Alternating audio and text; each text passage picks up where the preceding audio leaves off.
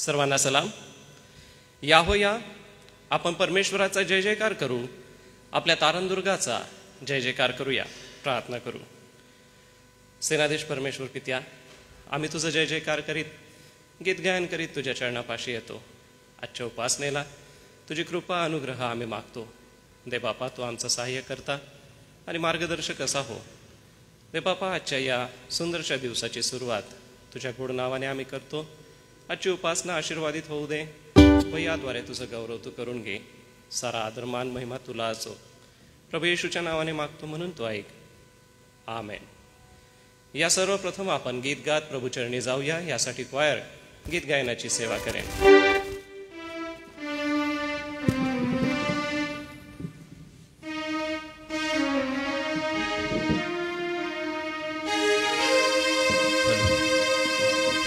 सर्वप्रथम आपण त्या जिवंत परमेश्वराला धन्यवाद देऊ. त्याच्या उपस्थितीत आपण सर्वजण या ठिकाणी जमलेले असताना आपण काही स्तुतीपर गीतं गाणार आहोत. आणि या ठिकाणी आपल्या सर्वांकडे विजय संगीत आहेत. विजय संगीत गीत नंबर 259, परमपिता की हम स्तुति गाएं.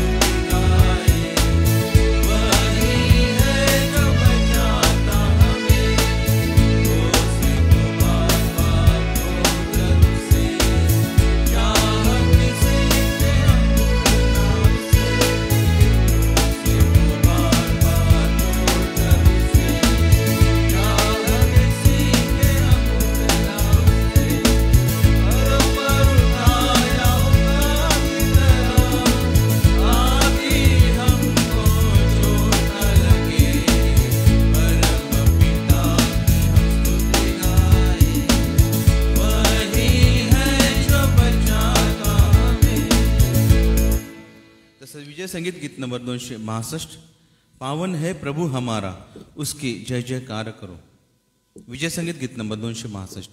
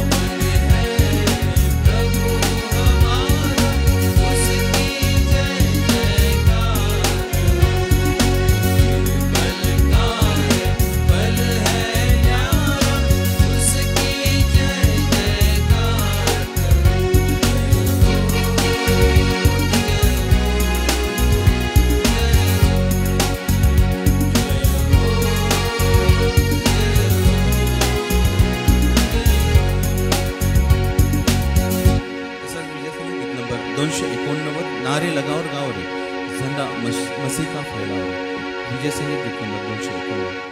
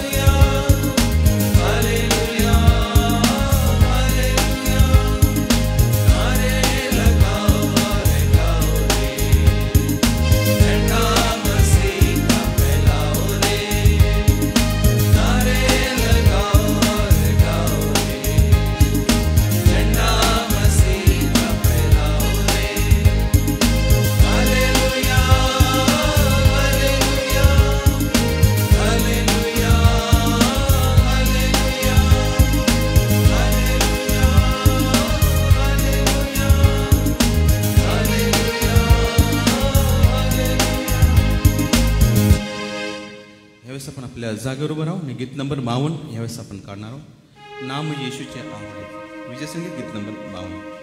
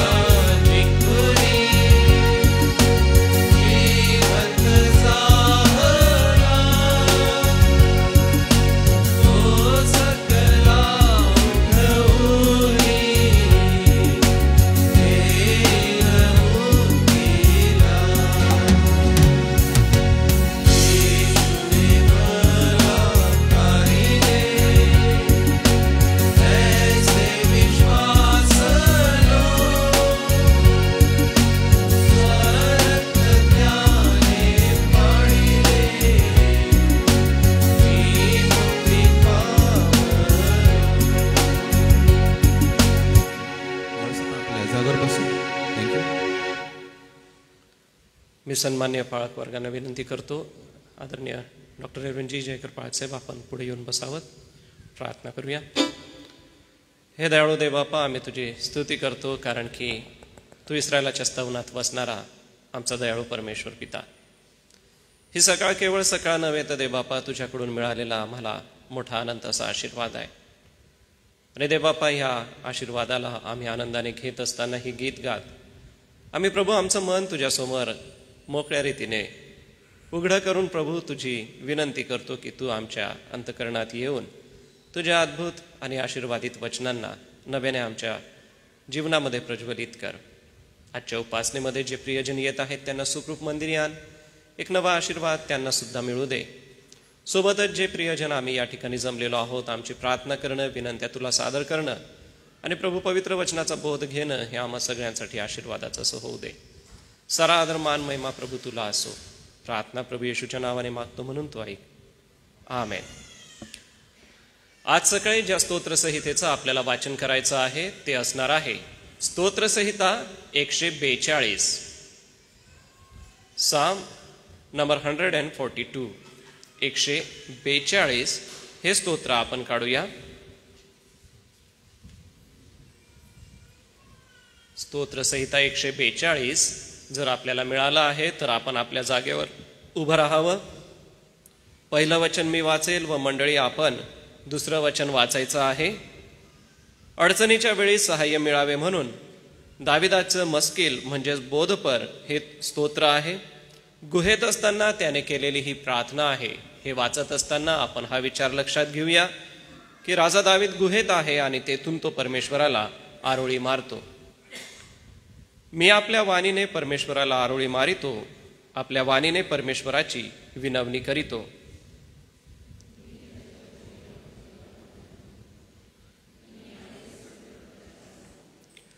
माझ्या ठाई माझा आत्मा व्याकुळ झाला आहे, तरी माझा मार्ग तुला ठाऊक आहे. मी जातो त्या वाटेवर त्यांनी माझ्यासाठी गुप्तपणे पाश मांडिला आहे.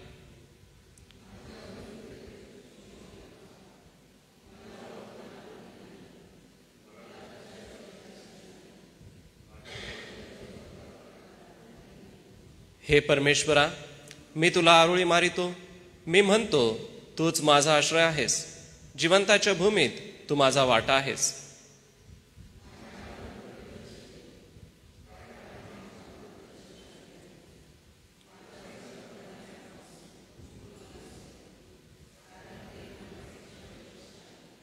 सातवं वचन एकत्र वाचू. मी तुझ्या नावाचे उपकार स्मरण करावे म्हणून तू माझा जीव बंदीतून काढ. तुला म्हणून मी नीतिमान तुझ्या भोवती जमते. उभे असताना आपण आपला विश्वास जाहीर करूया व प्रेषितांचा मतांगीकार एका सुरात म्हणूया.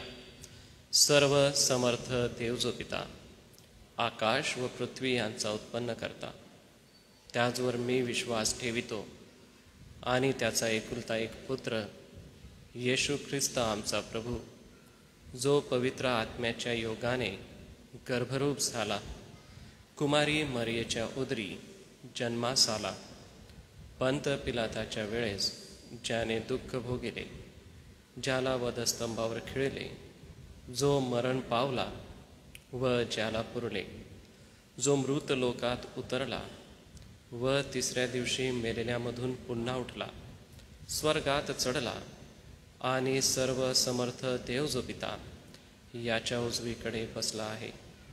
तेथून जिवंतांचा व मेलेल्यांचा न्याय करावयास जो येणार आहे, त्याचवर मी विश्वास ठेवितो. पवित्र आत्मा, पवित्र सार्वत्रिक मंडळी, पवित्र जनांचा सहभागीपणा, पापांची क्षमा, देहाचे पुनरुत्थान आणि सार्वकालिक जीवन याविषयी मी विश्वास धरितो. आमेन. धन्यवाद. बसूया आपण. आपल्या नित्य प्रार्थना आहेत त्या आम्ही प्रभूसमोर मांडत असताना परमेश्वराला धन्यवाद देऊया. एसएमच्या संपूर्ण सेवा कार्यासाठी व प्रभूने ज्या विविध क्षेत्रामध्ये आम्हाला यश प्राप्ती करण्यासाठी आपली कृपा पुरवली, या सर्व गोष्टींचा आदर प्रभूला देऊया, कारण की आमचा परमेश्वर पिता पुरवठा करणारा आहे. मागील सप्ताहभर त्याने आम्हाला सांभाळलं, आपली कृपा आणि आपला अनुग्रह दिला. यासोबतच परमेश्वराने आपल्या शाळेंना विविध माध्यमाने जी मोठी कृपा आणि अनुग्रह पुरवला त्यासाठी परमेश्वराला मी धन्यवाद देतो आणि सारा आदर परमेश्वराचरणी अर्पण करीत असताना जे यश परमेश्वराने आपल्या शाळेप्रती दिलेला आहे आणि शाळेला मोठा सन्मान आपल्याला दिलेला आहे. प्रायमरीची जी आपली शाळा आहे मराठी माध्यमाची तिला देखील जिल्हास्तरीय प्रथम पारितोषिक व सोबतच आपली जी मराठी मीडियमाची शाळा आहे मुख्यमंत्री माझी शाळा सुंदर शाळा या उपक्रमाअंतर्गत जिल्ह्यात प्रथम व विभागात द्वितीय हा सन्मान मिळालेला आहे. तर यासाठी मान्य प्राचार्य, सर्व पर्यवेक्षक, सर्व शिक्षक आणि सर्व शिक्षकेतर कर्मचारी आपणा सगळ्यांचं मंडळीच्या वतीने हार्दिक अभिनंदन आहे. आपली देबाप सेवा आशीर्वादाची करो. आमच्या प्रार्थना आपल्या गौरवी सेवा कार्यासाठी सदैव आहेत. यासोबतच मुंदलवाड, सेलिमपूर आणि विविध क्षेत्रामध्ये ज्या आपल्या शाळा आहेत प्रभूने त्यांनाही कृपा पुरवलेली आहे त्यांच्यासाठी देखील आपण प्रार्थना करूया. आजारी प्रियजनांची आपण पुन्हा एक वार आठवण करू. त्यामध्ये सुचिता जाधव आहे, तिची आपण आठवण करूया. प्रभुदेवा तिला आपलं आरोग्य देव. सोबतच ज्या प्रियजनांना आरोग्य दिलं त्यापैकी जुलियाना अक्का आहेत, रयता अक्का आहेत.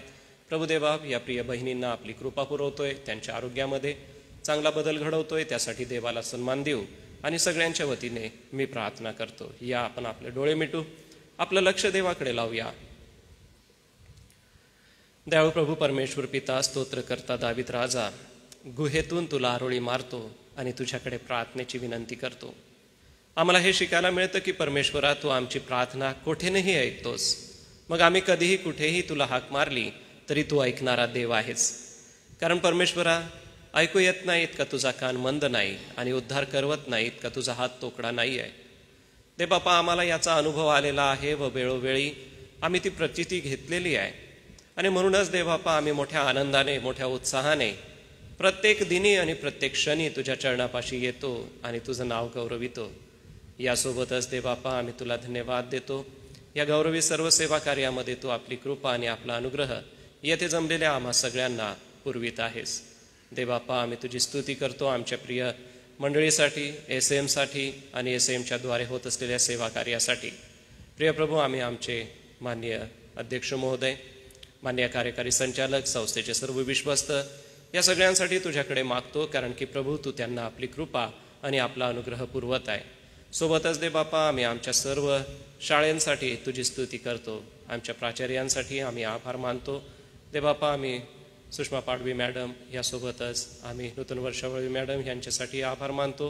कारण की प्रायमरी आणि हायस्कूल या क्षेत्रामध्ये तो आमच्या शाळेंना फार मोठं यश दिलेलं आहे.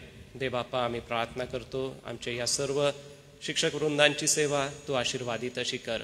दे बापा आम्ही तुला धन्यवाद देतो. कारण की ज्या सरकारच्या अधिनियमाखाली आम्ही राहत आहोत त्या सरकारने या गोष्टीची दखल घेतली आणि माझी शाळा सुंदर शाळेमध्ये जे यश दे बापा तू आमच्या शाळेंना दिलंस त्यासाठी आम्ही तुला धन्यवाद देतो. सोबतच दे बापा आम्ही प्रार्थना करतो आजच्या या सकाळच्या समयासाठी. कारण की दे बापा विविध मंडळ्या विविध क्षेत्रामध्ये आणि विविध ठिकाणी तुझं पवित्र नाव गाजवलं जात आहे. आणि दे बापा हे नाव केवळ तुझंच गाजवलं जात नाही आहे तर दे बापा तुझ्यासाठी आम्ही आमचं मन मोकळं करत आहोत. तुझ्यासमोर दे बापा आम्ही कृपेची याचना करत आहोत. कारण की दे बापा प्रत्येक मंडळीमध्ये तुझ्या गौरवी नावाची स्तुती आराधना ही होत आहे. सुंदरशी गीतं आम्ही तुझ्यासमोर गायलेली आहे आणि जे पवित्र वचन आम्ही वाचलं दे बापा या सगळ्यांमधून तुझ्यावरील दृढ विश्वास आमचा अधिक आणि अधिक मजबूत होतोय. एवढंच नव्हे तर दे बापा वेळोवेळी तुझ्या सेवकांकडून दे बापा तू आमच्याशी बोलत असतोस आणि तुझा निरोप आम्हाला कळवत असतो. आणि आज सकाळी देखील आम्ही आमचं मन तुझ्यासमोर घेऊन आलेलो आहोत. तुझ्यासमोर दे बापा अनुग्रह आम्ही मागत आहोत. दे बापा आमची प्रार्थना आहे आजच्या या सकाळच्या समयासाठी. कारण की प्रभूजी ही जी पवित्र गीतं आणि वचनं आमच्यासमोर आहेत ते आमचा विश्वास तुझ्यासमोर जाहीर करीत आहेत. प्रार्थना करतो दे बापा मंडळांमध्ये आज विविध ठिकाणी वचनाची सेवा केली जाईल. यासोबतच आमच्या समितीसाठी तुला धन्यवाद देतो. विविध मंडळांच्या भेटीने आज धानोरा या मंडळीची त्यांची भेट प्रभू तू आशीर्वादित कर व त्याद्वारे आम्हा मंडळीतील प्रत्येक सभासदांना एक प्रोत्साहन आणि एक आशीर्वाद तू मिळू दे. हे सेनाधीश परमेश्वर पित्या सुवार्थिक व लोक आपली सेवा विविध क्षेत्राच्या द्वारे सुवार्थ सांगून करीत आहे. यासोबतच पाळक वर्गांच्या द्वारे मंडळीमध्ये जी गौरवी सेवा होत आहे. सोबतच देवापा मंडळीचे अध्यक्ष, मंडळीचे खजिनदार, मंडळीचे सचिव या सगळ्यांसाठी आम्ही आभार मानित प्रार्थना करतो की या सर्व प्रियजनांना तुझी कृपा दे, तुझा अनुग्रह दे व दे बापा या सर्व प्रियजनांच्या द्वारे मंडळीची उन्नती होऊ दे. कारण की दे बापा मंडळी जशी उंचवली जाईल, मंडळी जशी दे बापा तुझं गौरव करणारी असेल, तसं दे बापा तू प्रत्येक विश्वासणाऱ्याला त्याच्या विश्वासाच्या कार्यानुसार दे बापा प्रतिफळ देत असशील. आणि म्हणूनच दे बापा मंडळीत असलेला प्रत्येक सदस्य हा दे बापा तुझ्या समोर मोलाचा आहे. आणि म्हणूनच त्यांना घडवत असताना, बनवत असताना, त्यांची भरणपोषण करीत असताना जी सेवा प्रभू तू पाळक वर्गांच्या हातामध्ये दिलेली आहे ती तू आशीर्वादित कर व चर्चेसच्या या कार्याच्या द्वारे, सेवेच्या द्वारे दयाळू परमेश्वरा तुझं गौरव होऊ दे. सोबतच दे बापा आम्ही आमच्या शाळेंसाठी आभार मानतो, शाळेंसाठी तुझी स्तुती करतो. इंग्रजी माध्यम आणि मराठी माध्यमासाठी पुन्हा एक वार दे बापा आम्ही तुझी स्तुती करतो. विविध क्षेत्रांच्या द्वारे दे बापा तू यश देण्यासाठी आपली कृपा पुरवित आहेस. दे बापा आमच्यासाठी तू चांगले प्राचार्य नेमलेले आहेस, चांगले पर्यवेक्षक, चांगले शिक्षक तू आम्हाला दिलेले आहे, ज्या सगळ्यांचं ध्येय मात्र संस्थेची आणि शाळेची उन्नती हे आहे. आणि दे बापा अतिशय इमाने इतबारे प्रामाणिकपणे हे सर्व प्रियजन आपली सेवा करीत आहे. आणि आपली ही सेवा पूर्णत्वास जात असताना, करीत असताना प्रत्येक दे बापा कर्मचाऱ्याला तू आपली कृपा आणि अनुग्रह देत आहे, म्हणून आम्ही आभार मानतो. दे बापा हे कार्य करणं फार अवघड आहे. प्रत्येक गोष्टीची व्यवस्था सांभाळणं व ज्या सरकारच्या नियमाखाली आम्ही आहोत त्यांच्या नियमाखाली राहून दे बापा सर्व गोष्टी, विद्यार्थ्यांची घडण, भरण, पोषण, अध्ययन आणि इतर ज्या सर्व त्यांना लागणाऱ्या गोष्टी आहेत त्याचा पुरवठा प्रिय दे बापा तू करीत आहेस, म्हणून आम्ही तुला धन्यवाद देतो. दे बापा आम्ही प्रायमरी सेक्शनसाठी आभार मानतो. सुषमा पाडवी मॅडम त्यांच्या सेवा कार्यासाठी आम्ही सहाय्य मागतो दे बापा. सर्व स्टाफसाठी तुझी कृपा मागतो. आणि दे बापा तालुका स्तरावरती जे मोठे यश तू आम्हाला दिलं, सोबतच दे बापा आम्ही जिल्हा स्तरासाठी देखील तुला धन्यवाद देतो, तुझी आम्ही स्तुती करतो. आमच्या हायस्कूलसाठी नूतन वर्षावळी मॅडम त्यांच्या संपूर्ण स्टाफसाठी दे बापा आम्ही प्रार्थना करतो. सोबतच दे बापा ज्या विविध क्षेत्रामध्ये आमच्या शाळा आहेत, सेलिमपूर, मुंदलवड, धानोरा, शहादा, दे बापा या सर्व क्षेत्रांसाठी तुझी कृपा मागतो. तेथील सर्व प्राचार्यांसाठी तुझं सहाय्य मागतो, कारण की दे बापा हे गौरवी सेवा कार्य तू नेमून दिलेलं आहे. आणि आज प्रभू SAMची ओळख शैक्षणिक क्षेत्रामध्ये अतिशय उंचावलेली आहे. प्रिय प्रभूजी, जी कृपा आम्हाला हवी आहे ती तू अधिक रीतीने दे व अधिक विद्यार्थ्यांचा विकास करावा व या दे बापा या परिसरामध्ये या गोरगरीब जनतेतील विद्यार्थ्यांना अधिक आणि अधिक पुढे घेऊन जाण्यासाठी आम्हाला दे बापा तुझी कृपा दे. सोबतच हॉस्टेल वॉर्डन, हॉस्टेल सुप्रिटेंडेंट आणि त्यांच्या सहकाऱ्यांसाठी आम्ही मागतो, कारण की प्रभू ती सेवा देखील फार मोलाची आणि मोठी अशी आहे. ते बापा हॉस्टेलची सेवा ही अहोरात्र अशी सेवा आहे. विद्यार्थ्यांना भरणपोषण करावं लागतं, त्यांचं सहाय्य करावं लागतं. प्रत्येक गोष्ट त्यांची बघत असताना आमचे सर्व हॉस्टेल वॉर्डन, हॉस्टेल सुप्रिटेंडेंट आणि त्यांचे सर्व सहकारी यांना दे बापा तुझी कृपा दे. सोबतच सेंट्रल ऑफिसच्या द्वारे संस्थेचं सर्व व्यवस्थापन चालत असताना सेंट्रल ऑफिसच्या प्रत्येक स्टाफला दे बापा तुझी कृपा दे, अनुग्रह दे व त्यांची सेवा प्रभू तू आशीर्वादित कर. प्रिय दे बापा आम्ही तुला धन्यवाद देतो आमच्या मंडळीतल्या प्रिय लेकरांसाठी. आमची लेकरं शिकत आहेत आणि एक शिक्षित पिढी परमेश्वरा तू आमच्या समोर दिलेली आहे. भविष्यामध्ये दे बापा ही लेकरं चांगले शिकतील व प्रभू मंडळीचं नाव उंच करतील व समाजाचं नाव उंच करतील. म्हणूनच दे बापा आमची प्रार्थना आहे बाहेरगावी शिकणारी जी आमची लेकरं आहे त्यांचा तू सहाय्य करता हो. आम्ही प्रार्थना करतो जोशुआसाठी आणि अभिषेकसाठी. या प्रिय लेकरांना तू सांभाळ, त्यांचं शिक्षण आणि अध्ययन दे बापा तू आशीर्वादित कर. जरी साता समुद्र पार आम्हापासून ते दूर आहेत तरी देखील दे बापा आमच्या प्रार्थना त्या प्रियजनांसाठी आहेत. त्यांची सेवा आणि त्यांचं अध्ययन आशीर्वादित कर. यासोबतच दे बापा आमची प्रिय लेकरं जे महाराष्ट्रामध्ये आणि संपूर्ण भारतभर शिक्षण घेत आहेत त्या सर्व लेकरांना तू सांभाळ, आपला अनुग्रह दे. जे शिकवलं जात आहे ते त्यांना चांगल्या रीतीने समजू दे, लक्षात राहू दे व दे बापा त्यांच्या सर्व परीक्षेमध्ये तू त्यांना यश संपादन करण्यासाठी आपली कृपा दे. सर्व डॉक्टर आणि सर्व नर्सेसची आम्ही आठवण करतो. वैद्यकीय सेवा परमेश्वरा फारच मोठी आणि मोलाची अशी आहे आणि ही मोलाची सेवा करीत असताना आमच्या सर्व डॉक्टर्सला आणि नर्सेसला तुझी कृपा आणि अनुग्रह तू द्यावास. कारण प्रभू अहोरात्र हे प्रियजन काम करीत आहे आणि अशा या अवघड परिस्थितीमध्ये दे बापा आमच्या सर्व नर्सेसला, डॉक्टर्सला तुझी कृपा आणि अनुग्रह दे. आम्ही पोलीस दलासाठी विशेष प्रार्थना करतो. प्रत्येकाला तू सांभाळ, आपला अनुग्रह दे व दे बापा काल परवा झालेल्या चकमकीत आणि झालेल्या धावपळीमध्ये पोलीस दलाला देखील तू आपली कृपा पुरवली. सर्व डॉक्टर आणि सर्व नर्सेसला, वैद्यकीय सेवा देणाऱ्या प्रत्येक स्टाफला दे बापा कृपा पुरवली व सर्व परिस्थिती नियंत्रणात आणून आज आमच्या नंदुरबार शहरामध्ये शांतता आहे त्यासाठी आम्ही आभार मानतो. आमच्या प्रिय शहरासाठी देवबापा आम्ही प्रार्थना करतो. आमच्या नंदुरबार शहरामध्ये कसल्याही प्रकारचा बेबनाव निर्माण होऊ नये, शांतता प्रस्थापित व्हावी व जे घडलं ते अतिशय दुःखदायक आणि आमच्या मनाला वेदना देणारं असं आहे. परंतु देवबापा आम्ही आनंदाने एकमेकांचं बंधुभावाने देवबापा आदर सत्कार करीत आमच्या प्रिय नंदुरबारसाठी आम्ही मोलाचे आहोत. म्हणून देवबापा आमची प्रार्थना आमच्या शहरासाठी आहे. आमच्या शहरावरती तुझी कृपा असू दे, अनुग्रह असू दे, वाईटापासून तू रक्षण कर व जे काही बेबनाव निर्माण झालेले आहे परमेश्वरा ते तू पुसून काढ व सर्वांनी एकमेकांसोबत आनंदाने राहावं आणि आपल्या नंदुरबार शहराची प्रगती करावी अशी कृपा तू दे. आमचे माननीय जिल्हाधिकारी व त्यांच्यासोबत असलेल्या पदाधिकारी वर्गांसाठी, संपूर्ण पोलीस दलासाठी प्रार्थना आहे. सोबतच शासकीय यंत्रणेसाठी आमची प्रार्थना आहे. तू त्यांना सहाय्य कर दे बापा व त्यांची सेवा आशीर्वादित कर. सोबतच आमचे माननीय मुख्यमंत्री व त्यांचं मंत्रिमंडळ, आमचे माननीय पंतप्रधान व आमचे पंतप्रधानातील सर्व मंत्रिमंडळातले पदाधिकारी वर्ग, आमचा प्रिय भारत देश, प्रिय प्रभू आमच्या राज्यावर आमच्या देशावर तुझी कृपा असू दे व देवबापा आम्ही जगासमोर एक चांगला आदर्श निर्माण करून आमच्या देशाच्या प्रगतीच्या द्वारे अनेकांना आशीर्वाद प्राप्त व्हावा असं तू होऊ दे. सोबतच देवबापा आम्ही प्रार्थना करतो. या परिसरामध्ये सध्या साथीचे आजार फोफावत आहेत आणि अशा साथीच्या आजारांमध्ये खूप सारे लेकरं आणि खूप सारे प्रियजन आजारी आहेत. प्रभू देवबापा आपला स्पर्श कर, आपला अनुग्रह तू दे व सर्व प्रकारच्या साथीच्या आजारांपासून आमच्या मंडळीतल्या लेकरांचं, वडील मातांचं व देवबापा सर्व वडील प्रियजनांचं देवबापा तू सहाय्य कर. देवबापा आम्ही प्रार्थना करतो सुचिता जाधव हिच्यासाठी, तिला तू स्पर्श कर, आपलं आरोग्य दे. जो उपचार ती घेत आहे त्यामध्ये तिला लवकर बरं वाटू दे. ज्योतिताई नाईक आहेत, मालतीबाई वळवी, जुलियाना अक्का गायकवाड, रयता अक्का जांभिलचा, सोबतच सुरेश ठाकूर, आनंदीबाई जयकर, सापाबाई शिंदे, राजेंद्र बोरा आहेत, अरुणा सुतारी आहेत, कांता सिस्टर आहेत, रुही माने यांच्यासाठी देवबापा आम्ही प्रार्थना करतो.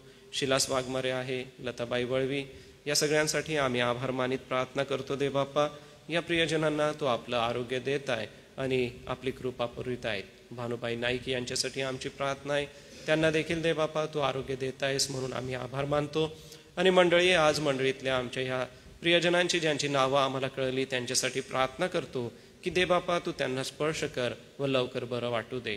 सोबतच जे वृद्ध माता पिता तू आम्हाला दिलेले आहे त्यापैकी नलिनीबाई मोजेस आहेत, आनंदीबाई पवार, रोबेन गार्दी यांच्यासाठी आमची प्रार्थना आहे. सुप्रभाबाई नाथानी आहेत, रेव्हरंड DM पाटील पाळकसाहेब आहेत, त्यांना तुझी कृपा दे.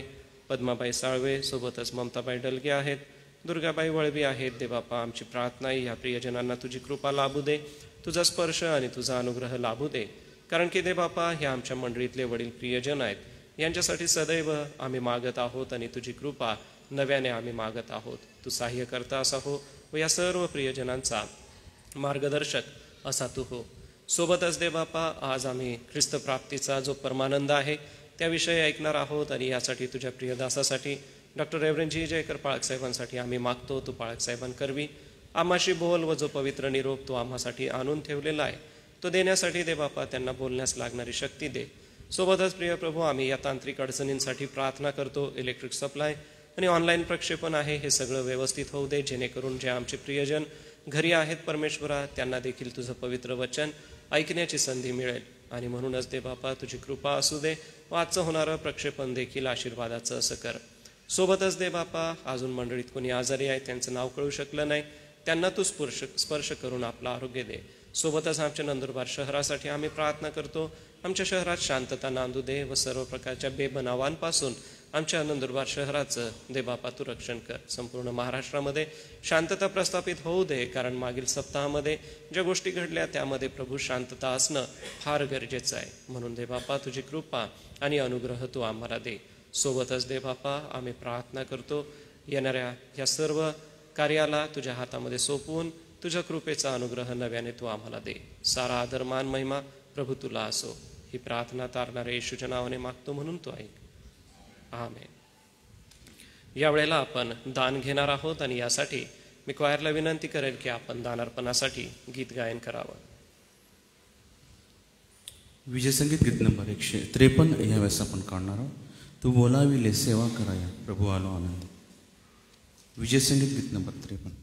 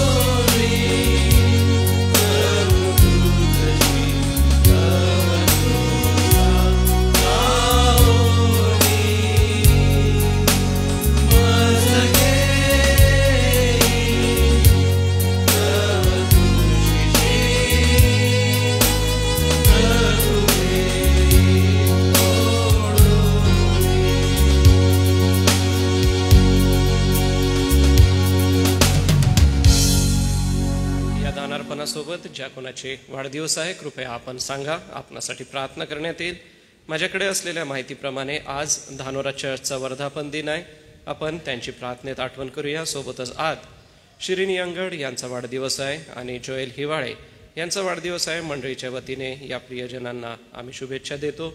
सोमवारी मिलिंद पाटील, बुधवारी नितीन जांबिलसा, रोहन झालटे आणि श्री अशोक कदम, गुरुवारी शालोम पाडवी, शुक्रवारी लुसिना एलिस आणि शनिवारी पास्टर मनीष वळवी या प्रियजनांचा वाढदिवस आहे. आपणाला वाढदिवसाच्या शुभेच्छा.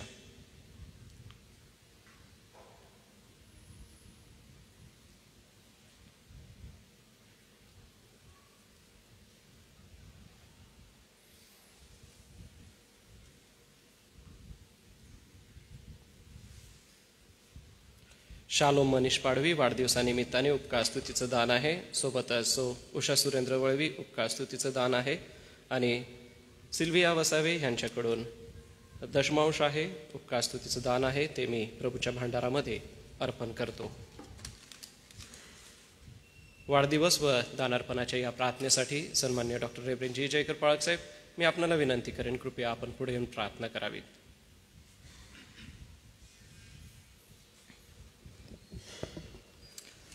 यासोबतच एक विनंती आहे. बंधू मॅथ्यूज जे बिल्ड इंटरनॅशनलचा अभ्यास करतात, पाळकी सेवा करतात, ते गंभीर आजारी आहेत आणि त्यांना अवयवदान आवश्यक आहे असं डॉक्टर म्हणतात आणि परिस्थिती गंभीर आहे. तर कृपा करून आपण सुद्धा आपल्या प्रार्थनांमध्ये आठवण ठेवा आणि काही कोणालाच वाटलं त्यांना आपल्याला काही मदत पाठवता येईल तर रेव्हरंड अनुप वळवी यांना तुम्ही विचारा. ते डॉक्टर दिनाकरनकडे संपर्क करतील. सध्या ते अमेरिकेत असतात. मग ते कसं करायचं ते तुम्हाला सांगतील. आपला हा एक बंधू आहे ज्याची अत्यंत अवयवदानाची पहिली फार महत्त्वाची गोष्ट आहे. मागच्या 15 दिवसात अजून काही कोणी डोनर मिळालेला नाही. त्यांचा फार प्रयत्न चालू आहे त्यांचा जीव वाचवण्याचा. आपण प्रार्थना करू शकता आणि माझी विनंती आहे की आपण सुद्धा अवयवदान काय राहतं याबद्दल सुद्धा माहिती ठेवा. आपल्यामध्ये सुद्धा कधी कोणाला लागू शकेल आपल्याला सांगता येत नाही. प्रभू आपल्याला सहाय्य करू. आपण प्रार्थना करूया. आमच्या दयाळू देव बाप्पा, आम्ही तुझा धन्यवाद करतो कारण तू येथपर्यंत आम्हाला आणलंस. केवळ तू आमच्या प्रार्थनांचं उत्तर दिलं म्हणून नव्हे, परंतु तुझी इच्छा होती की आज आम्ही असावं, आम्ही तुझी भक्ती आराधना करावी, तुझी सेवा करावी, तुला ओळखावं, तुला जाणावं, तुझ्यावर प्रीती करावी, तुझ्यावर आपला जीव ओवाळावा आणि तुझ्या राज्याच्या येण्याच्या दिवसापर्यंत विश्वासात टिकावं. आम्ही तुझी वाणी ऐकावी, तुझं वचन अभ्यासावं, आमचं जीवन घडवावं आणि तुझं गौरव प्रगट व्हावं. या अपेक्षेने आज पुन्हा एकदा आम्ही तुझ्यासमोर येतो. तू आमचं सहाय्य कर. आम्ही तुझा धन्यवाद करतो. तू आम्हाला दिलेली कृपा होती की ज्यामुळे आज आम्ही काहीतरी जे मिळवलं त्याच्यातून तुला देऊ शकलो. आमची देण्याची सेवा तू आशीर्वादित कर. यातून तुझ्या दासांच्या ज्या गरजा आहेत त्या भागवल्या जाऊ दे. मंडळांची वाढ होऊ दे. तुझं राज्य वाढू दे अशी पण आम्ही तुला प्रार्थना करतो. ज्यांनी या दानाच्या सेवेत आज भाग घेतला आहे त्यांना तू आशीर्वाद दे. अधिक देण्यास अधिक करण्यास त्यांना शक्ती तू दे. ज्यांची नावं आम्ही घेतलेली आहेत प्रभू, आम्ही त्यांच्यासाठी प्रार्थना करतो. विशेषतः धानोरा इथल्या मंडळीचं वर्धापन दिन आशीर्वादित कर. डॉक्टर राजेश तेथे आहेत, त्यांच्या संघाबरोबर तू त्यांची सेवा आशीर्वादित कर. सोबत शिरीन नाका आहे प्रभू, तिला तू आशीर्वाद दे. जोएल आहे, मिलिंद पाटील आहेत, नितीन जामिलचा, रोहन, अशोक कदमराव, शालोम पाडवी, लुसिना एलिस, मनीष वळवी वगैरे आहेत. प्रभू यांना तू सहाय्य कर. त्यांच्या या वाढदिवसाचा आनंद आणि आशीर्वाद त्यांना दे. सर्व वाईटापासून त्यांना राख, त्यांना आरोग्य दे, जीवन दे अशी आम्ही तुला प्रार्थना करतो. आमचा बंधू मॅथ्यू ज्याला अवयवदानाची अपेक्षा आहे, गंभीर अवस्थेमध्ये ते आहेत, अत्यंत मोठा खर्च आहे. आम्हाला माहीत आहे की जीवन देणारा तू देव आहेस, पुरवणारा तू देव आहेस, आरोग्य देणारा तू देव आहेस. तुझी मंडळी म्हणून आज आम्ही प्रार्थना करतो की बंधू मॅथ्यू येशूच्या नावाने बरे व्हा आणि पूर्ण तंदुरुस्त व्हा आणि मंडळीच्या प्रार्थनाचं उत्तर म्हणून देव बापा तू आपला गौरव प्रकट करून त्यांच्या गरजा भागवाव्यात आणि त्यांना समाधान दे, त्यांच्या परिवाराला सहाय्य कर. हे दान आम्ही तुझ्या स्वाधीन करून आपल्या स्वतःला देतो. आम्हाला सुद्धा तू आशीर्वाद दे. पुन्हा एकदा तुझ्या सर्व कृपेचा धन्यवाद करीत तुला आम्ही शरण येतो. आमचा तू स्वीकार कर व हे दान आपल्या हाती घे, कारण की ही प्रार्थना आमचा तारणारा प्रभू येशू ख्रिस्त याच्या नावाने आम्ही देवबापा तुला सादर करतो. तू आई. आमेन.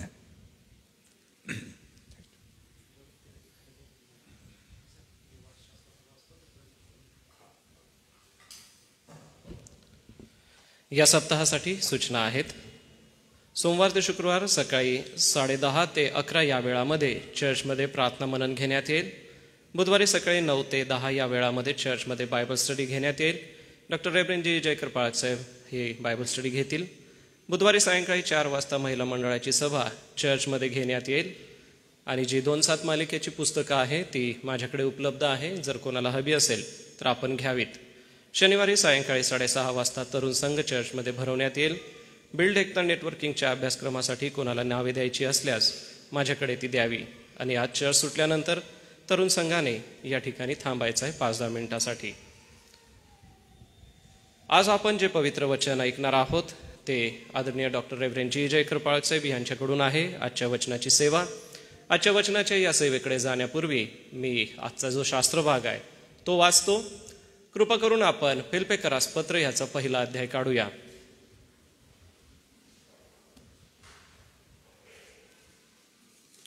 फिलिप्पियरास पत्र ह्याचा पहिला अध्याय 1 ते 11 वचनामध्ये जे सांगितलेलं आहे ते मी आपणासमोर वाचतो. आणि आजच्या वचनाचं किंवा आजच्या उद्देशाचं जे शीर्षक आहे ते आहे ख्रिस्त प्राप्तीचा परमानंद. फिलिप्पियरास पत्र पहिला अध्याय 1 ते 11. नमस्कार. फिलिप्पी येथील अध्यक्ष व सेवक यांच्याबरोबर ख्रिस्त येशूच्या ठायी असणाऱ्या सर्व पवित्र जनांना येशू ख्रिस्ताचे दास पौल व तिमोथी यांच्याकडून देव आपला पिता व प्रभू येशू ख्रिस्त यांच्यापासून तुम्हाला कृपा व शांती असो. पौलाची कृतज्ञता व आनंद. मला तुमची जी एकंदर आठवण आहे तिच्यावरून मी आपल्या देवाचे आभार मानतो. पहिल्या दिवसापासून आजपर्यंत सुवार्तेच्या प्रसारात जी तुमची सहभागिता तिच्यामुळे तसे करतो. आणि तुम्हा सर्वांसाठी नेहमी प्रत्येक विनंतीच्या वेळेस आनंदाने विनंती करतो. ज्याने तुमच्या ठाई चांगले काम आरंभिले तो ते येशू ख्रिस्ताच्या दिवसापर्यंत सिद्धीस नेईल हा मला भरोसा आहे. आणि तुम्हा सर्वांविषयी असे वाटणे मला योग्यच आहे, कारण माझ्या बंधनात आणि सुवार्ते संबंधीच्या प्रत्युत्तरात व समर्थनात तुम्ही सर्व माझ्याबरोबर कृपेचे भागीदार असल्यामुळे मी आपल्या अंतकरणात तुम्हाला बाळगून आहे. माझ्या ठाई असलेल्या ख्रिस्त येशूच्या कळवळ्याने मी तुम्हा सर्वांसाठी किती उत्कंठित आहे याविषयी देव माझा साक्षी आहे. माझी ही प्रार्थना आहे की तुमची प्रीती ज्ञानाने व सर्व प्रकारच्या विवेकाने उत्तरोत्तर अतिशय वाढावी, असे की जे श्रेष्ठ ते तुम्ही पसंत करावे. तुम्ही ख्रिस्ताच्या दिवसासाठी निर्मळ व निर्दोष असावे आणि देवाचे गौरव व स्तुती व्हावी म्हणून येशू ख्रिस्ताच्या द्वारे जे नीतिमत्वाचे फळ त्याने तुम्ही भरून जावे. देवबाप ही वचने आशीर्वादित करो. मी आपल्या सगळ्यांच्या उपस्थितीमध्ये सन्मान्य डॉक्टर रेव्हरंड जी जयकर पाळक साहेब आपलं स्वागत करतो व पुढील वेळ वचनाच्या सेवेसाठी आपणाला आमंत्रित करतो.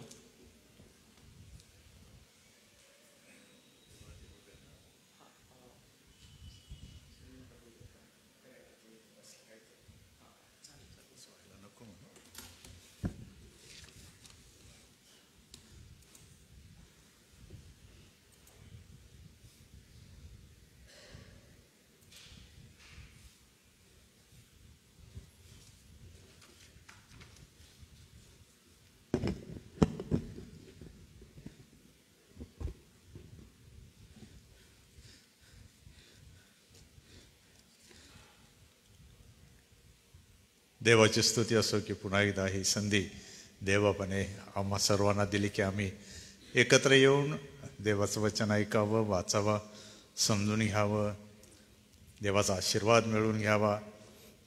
आपल्या जीवनाची काही यक्ष प्रश्नांची मालिका खंडित तर होत नाही, परंतु कुठेतरी लगाम घातला जावा म्हणून देवाने त्याचं सामर्थ्य आपल्याला द्यावं, या अपेक्षेने आपण देवासमोर येतो. असा कोणी नाही की जो पूर्णपणे स्वावलंबी आहे, ज्याची बुद्धी पूर्णपणे स्वच्छ शुद्ध तल्लख आहे, ज्याचा जीवात्मा अतिशय परिपूर्ण आहे, ज्याचा व्यवहार आणि चारित्र्य परिपूर्ण आहे, मनुष्यत्व परिपूर्ण आहे, असं कोणी नाही. कुटुंब परिपूर्ण आहे, धंदा व्यवसाय परिपूर्ण आहे, असं होत नाही. त्यामुळे आपल्याला अवलंबून राहावं लागतं. आणि अवलंबून राहत असताना आपल्याला स्वावलंबन शिकावं लागतं. आपल्याला एकमेकाची गरज आहे. तुम्हाला माहीत आहे, अनेक आपण सुंदर फुलांची झाडी पाहतो, परंतु वेलीचं महत्त्व काय आहे? वेलींना वाढायचं असेल तर आधार लागतो. माझ्याकडे पिवळ्या फुलांची वेली आहे, तिला मला वाढवायचं पुढे, कारण ती फार प्रचंड वेगात वाढते. परंतु मी बाजूला ठेवलं अजून, कारण काही आमच्या योजना आहेत. परंतु जेव्हा ती वाढेल तर तिला आधार द्यावा लागेल, मग ती वेल पुढे जाईल आणि ती पिवळी धमक फुलं निर्माण करू शकेल. ख्रिस्ती जीवनामध्ये आपल्याला परमेश्वरासारखा सदाजीवी अनंत आधार दुसरा कोणताच नाही, हे आपण विसरता कामा नये. आणि म्हणून आज सकाळी आपण काही गोष्टी बघत असताना फिलिप्पीकराचं पत्र जे वाचलं त्यामधून थोडं अध्ययन करू. आणि पौलाचं जे मंडळी संदर्भात जे म्हणणं आहे, विश्वासणाऱ्यांसंदर्भात जे म्हणणं आहे, ते नीट समजून सुद्धा घेऊ. अर्थात एका अर्ध्या पाऊण तासामध्ये हे सर्व शक्य नाही, हे मला समजतं. परंतु तुम्ही हुशार आहात, तुम्ही शिक्षण प्राप्त झालेले सुशिक्षित लोक आहात.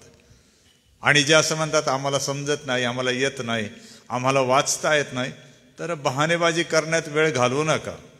कारण मला वाटतं 100,000 एक जण अशिक्षित असू शकेल आपल्या मंडळीमध्ये, तर तुमच्यासाठी 999 लोक तुम्हाला वाचून दाखवायला उपलब्ध आहेत, हे विसरू नका. सांगू नका आम्हाला वाचता येत नाही, कोणाला तरी सांगा. परंतु जसा मी मागे एकदा बोललो की जे रेसलर्स असतात, पैलवानकी करतात, त्यांना आपल्या शक्तीचा अभिमान असतो. जे पंडित असतात, विद्वान असतात, त्यांना आपल्या बुद्धीचा अभिमान असतो. तसा मूर्खांना आपल्या मूर्खतेचा अभिमान असतो. अशिक्षितांना आपल्या न शिकल्याचा अभिमान असतो.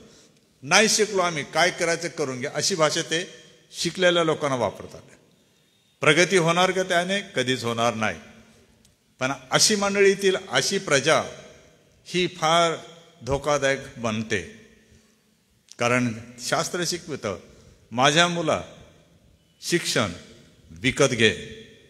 कुठलंही शिक्षण फुकट मिळत नाही, ते संपादन करावं लागतं.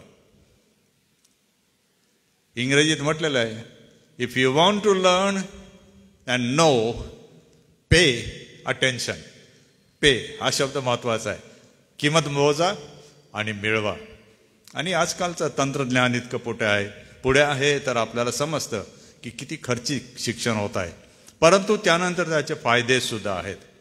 आणि म्हणून पवित्र शास्त्र शिक्षण का म्हणून आपण घेऊ नये, का पण आपल्याला मिळू नये, का बरं आपल्याला कोणी देऊ नये, का बरं आपण इलिटरेट राहतो? Why the church has a biblical illiteracy. मंडळी का बरं पवित्र शास्त्र ज्ञानामध्ये ती अज्ञान राहू इच्छिते, ती सज्ञान का बनवू इच्छित नाही? आश्चर्य वाटतं मला बघून. मी करतो म्हणून म्हणत नाही, परंतु ज्ञान हे आपोआप मिळत नाही. तुम्हाला खर्च करावा लागतो, संपादन करावं लागतं, विकत घ्यावं लागतं. पौल जेव्हा फिलिप्पीच्या मंडळीकडे जातो, तर आपण त्याबद्दल बघत असताना हा विचार आपण घेणार आहोत की एवढं सर्व केलं, त्याचं फळ काय मिळालं? एवढे सर्व श्रम केले, एवढा प्रचंड प्रवास केला. पौलाचे तर कमाल आहे. जेव्हा मी वाचतो, जेव्हा तुम्ही वाचाल तर कमाल आहे. जर तुम्ही if you visualise the journeys of Paul, you will understand how clever, how sensible, how updated he was in his time. की त्याला समुद्री वारे समजत होते म्हणून तो प्रवास निवडत होता. की पूर्वेकडून पश्चिमेकडे वारे जेव्हा जातात तेव्हा जहाजे कुठे जातात, उत्तर दक्षिण वारा वाहतो तेव्हा जहाजे कुठे जातात, त्यानुसार तो प्रवास करत होता.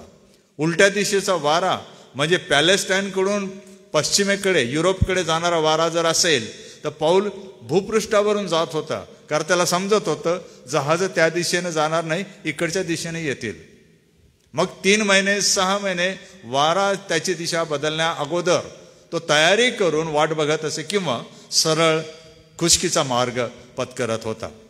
आणि म्हणून आपल्याला हे समजणं गरजेचं आहे की मंडळी जेव्हा स्थापन होते, मंडळी जेव्हा घडू लागते, मंडळीचा विकास व्हावयाचा असतो, मंडळीला विश्वासात मजबूत ठेवायचा असतो, तर या वाचलेल्या पत्रामध्ये विशेषतः स्त्रियांची भूमिका फार महत्वाची होती, हे विसरू नका.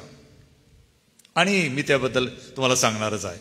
आणि म्हणून स्त्रियानो, मातांनो, भगिनींनो, हे लक्षात घ्या की मंडळीच्या विकास आणि वाढीमध्ये स्त्रियांची भूमिका फार महत्वाची आहे. विशेषतः व्यवसाय करणाऱ्या, कमाविणाऱ्या स्त्रिया मंडळांमध्ये फार मोठी भूमिका बजावू शकतात जर त्यांना हे तंत्र समजलं तर. आणि त्यातल्या त्यात पवित्र आत्मा त्याची भूमिका समजणं गरजेचं आहे. बऱ्याचदा ही गोष्ट होत आहे की एसए चर्चेसबद्दल किंवा एसएम बद्दल लोकांचा प्रचंड गैरसमज अजून पण आहे की आम्ही पेंटिकॉस्टल मतवादी का नाही बनत.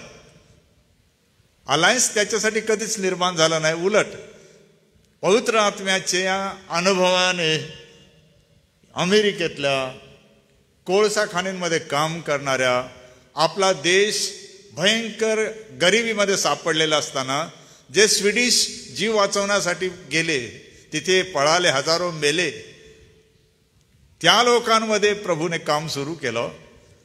त्यापैकी शिकागोमध्ये डॉक्टर डी एल मुडी होते, ज्यांच्यामध्ये फ्रेडरिक फ्रान्सन, तरुण मुलगा 18 वर्षाचा असताना तो त्यांच्याकडून परिवर्तन पाहून सेवेला जाण्यासाठी तयार झाला आणि त्याने ही सुवार्ता आपल्यापर्यंत पाठवली. एक माणूस पवित्र आत्म्याच्या सामर्थ्याने जेव्हा पेटला, 5ही खंडामध्ये त्याने सुवार्ता सांगितली, मंडळ स्थापन केल्या. हे आपल्याला ठाऊक आहे का? एसए मिशन छोटी संस्था नाही. मी तुम्हाला सांगतो, नीट ऐका. पुष्कळांना असं वाटतंय कोण हे कंपाऊंडवरले, कोण आहे ते तिकडचे. मला जसं म्हणत होते, मी सेमिनरीतून आल्यावर धानोऱ्याला जेव्हा आलो, केडो हायरा, कोण आहे रे हा आलेला. मग काही हसायचे आणि मला म्हणायचे हा किरचे हायरा. सुवार्ता सांगताना माझी थट्टा करायची आणि किरचे म्हणायचे मला ते. मी म्हटलं काय बोलला, मी कोण आहे तुला माहीत आहे का. मग मी सांगायचो की मी कोण आहे, प्रभूकडे कसा वळलो आणि ही सेवा मी का करतो, है ना. हे समजणं गरजेचं आहे. आपल्याला आपल्या स्वतःचे सेल्फ एस्टीम, स्वतःची जर लायकी, आपली पात्रता, आपलं पाचारण, आपण कोण आहोत याची जर आपल्याला जाणीव नाही तर त्याचा विषय फार वेगळा आहे. मग तो त्याला म्हणतात लुझिंग युअर आयडेंटिटी किंवा developing a complex compound personality. आणि तुम्ही बघितलं असेल, ऑलिम्पिकमध्ये एक बॉक्सिंगचा विजेता झाली, तो पुरुष असून तो स्वतःला महिला समजत होता आणि त्याने साऱ्या महिलांना म्हणजे धुळीला मिळवलंच आणि जिंकला तो. परंतु तो पुरुष आहे, पण तो स्वतःला महिला मानतो का, तर म्हणे माझं क्रोमोसोम तसं आहे म्हणे. पण तो पुरुष आहे, चक्क पुरुष आहे. कॉम्प्लेक्स पर्सनॅलिटीज अशा असतात. जर आपल्याला आपली ओळख नीट करून घेतली नाही, समजून घेतली नाही तर आपल्याला अडचण येऊ शकते. मंडळीची स्थापना होणे म्हणजे नव्याने ओळख निर्माण होणे, की पूर्वी मी जे होतो, मी जी होते ती आता नाही. आता मी बदललेले आहे. माझं जीवन बदललं आहे, माझं काम बदललं आहे, व्यवहार पद्धती माझ्या बदललेल्या आहेत, माझी बोलचाल बदललेली आहे. आणि हे होतं. देव जेव्हा कार्य करतो तेव्हा तुमचा शारीरिक बदल सुद्धा घडून आणतो, हे मी विश्वास ठेवतो. मी तुम्हाला मागे एक उदाहरण दिलं होतं, मला माहित नाही तुम्हाला आठवतं की नाही. पंडित नारायण हर्षे. किती जणांनी नाव ऐकलं का यांचं? पंडित नारायण हर्षे.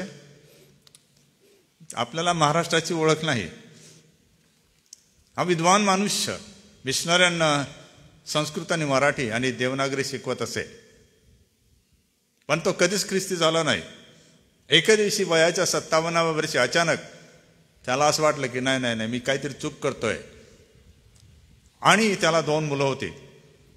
महाबळेश्वरकडे त्यांचं कोचिंग चालत असे. एका दिवशी मिशनऱ्यांना म्हणाला की हा ख्रिस्त मला पण हवा आहे, मला द्या. आणि त्यांनी त्याला मंडळीमध्ये घेतलं, म्हणजे बाप्तिस्मा दिला. दुसऱ्या दिवशी बाजारामध्ये त्यांच्या एका मित्राने त्यांच्या मुलाला समजून विचारलं की नारायण कुठे आहेत, घरी आहेत का? तर म्हणे तो मीच आहे म्हणे. नाही नाही तू त्याचा मुलगा आहेस. नाही नाही मीच आहे म्हणे. म्हटलं नाही म्हणे मला घरी घेऊन चल. तर म्हणे अरे बाबा ऐक मी तोच आहे नारायण. नाही नाही तुम्ही तो नाही म्हणे. ते घेऊन गेले घरी. घरी गेल्यावर त्यांनी विचारलं नारायण कुठे आहे? ते म्हणाले हे तुमच्याबरोबर आहे तेच नारायण आहेत. म्हणे कसं शक्य आहे, याचा तर चेहरा मोहरा फार बदलला आहे, हे झालं कसं? पंडित नारायण नहरचे यांनी साक्ष दिली. लागलीच त्या मित्राने त्यांना त्यावेळेच्या ब्लॅक अँड व्हाईट फोटो स्टुडिओत नेलं आणि त्यांचा पूर्वीचा फोटो होता तो काढला, आत्ताचा फोटो घेतला. त्यांच्या आत्मचरित्रामध्ये त्यांनी दोन्ही फोटो छापले, पूर्वीचा नारायण आणि आत्ताचा नारायण. त्यांचे शारीरिक जे म्हणजे कातडीसह जे काय सौंदर्य होतं पूर्ण बदललेलं होतं. 57व्या वर्षी अनेकांना विश्वास बसत नव्हता हे शक्य होतं. देव काही जणांच्या जीवनात आमूलाग्र बदल घडून आणतो, ही गोष्ट खरी आहे. परंतु तो बदल प्रगट होतो, कोणाला तरी दिसतो, आणि हे आवश्यक आहे.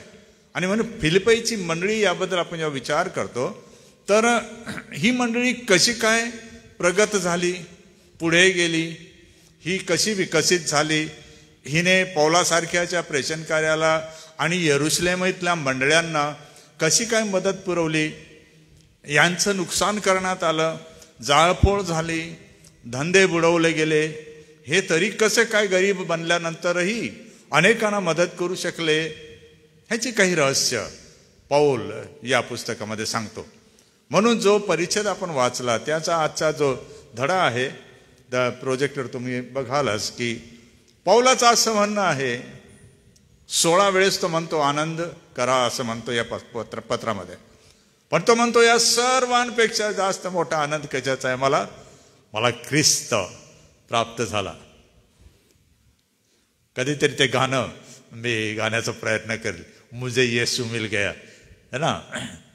लोक जेव्हा ख्रिस्ताकडे वळले असतील तेव्हा ते गाणं म्हणत असतील, अहो तुम्हाला काय झालं, प्रत्येक जण म्हणत मुझे येसू मिल गया है ना. हा जो बदल येतो हा क्रांतिकारी असतो. त्यांचं सामाजिक स्थान बदलत नाही, व्यावसायिक स्थान बदलत नाही, पण त्यांचं मानसिक, वैचारिक, आध्यात्मिक अधिष्ठान बदलून जातं आणि ते बऱ्यापेक्षा उत्तम, चांगल्यापेक्षा श्रेष्ठतम काय आहे हे निवडू लागतात आणि ते दाखवतात की आम्ही निवड करायला आता शिकत आहोत, एकापेक्षा दुसरं उत्तम काय आहे आणि जे मला सर्वोत्तम जे आहे त्याकडे कसं नेऊ शकेल.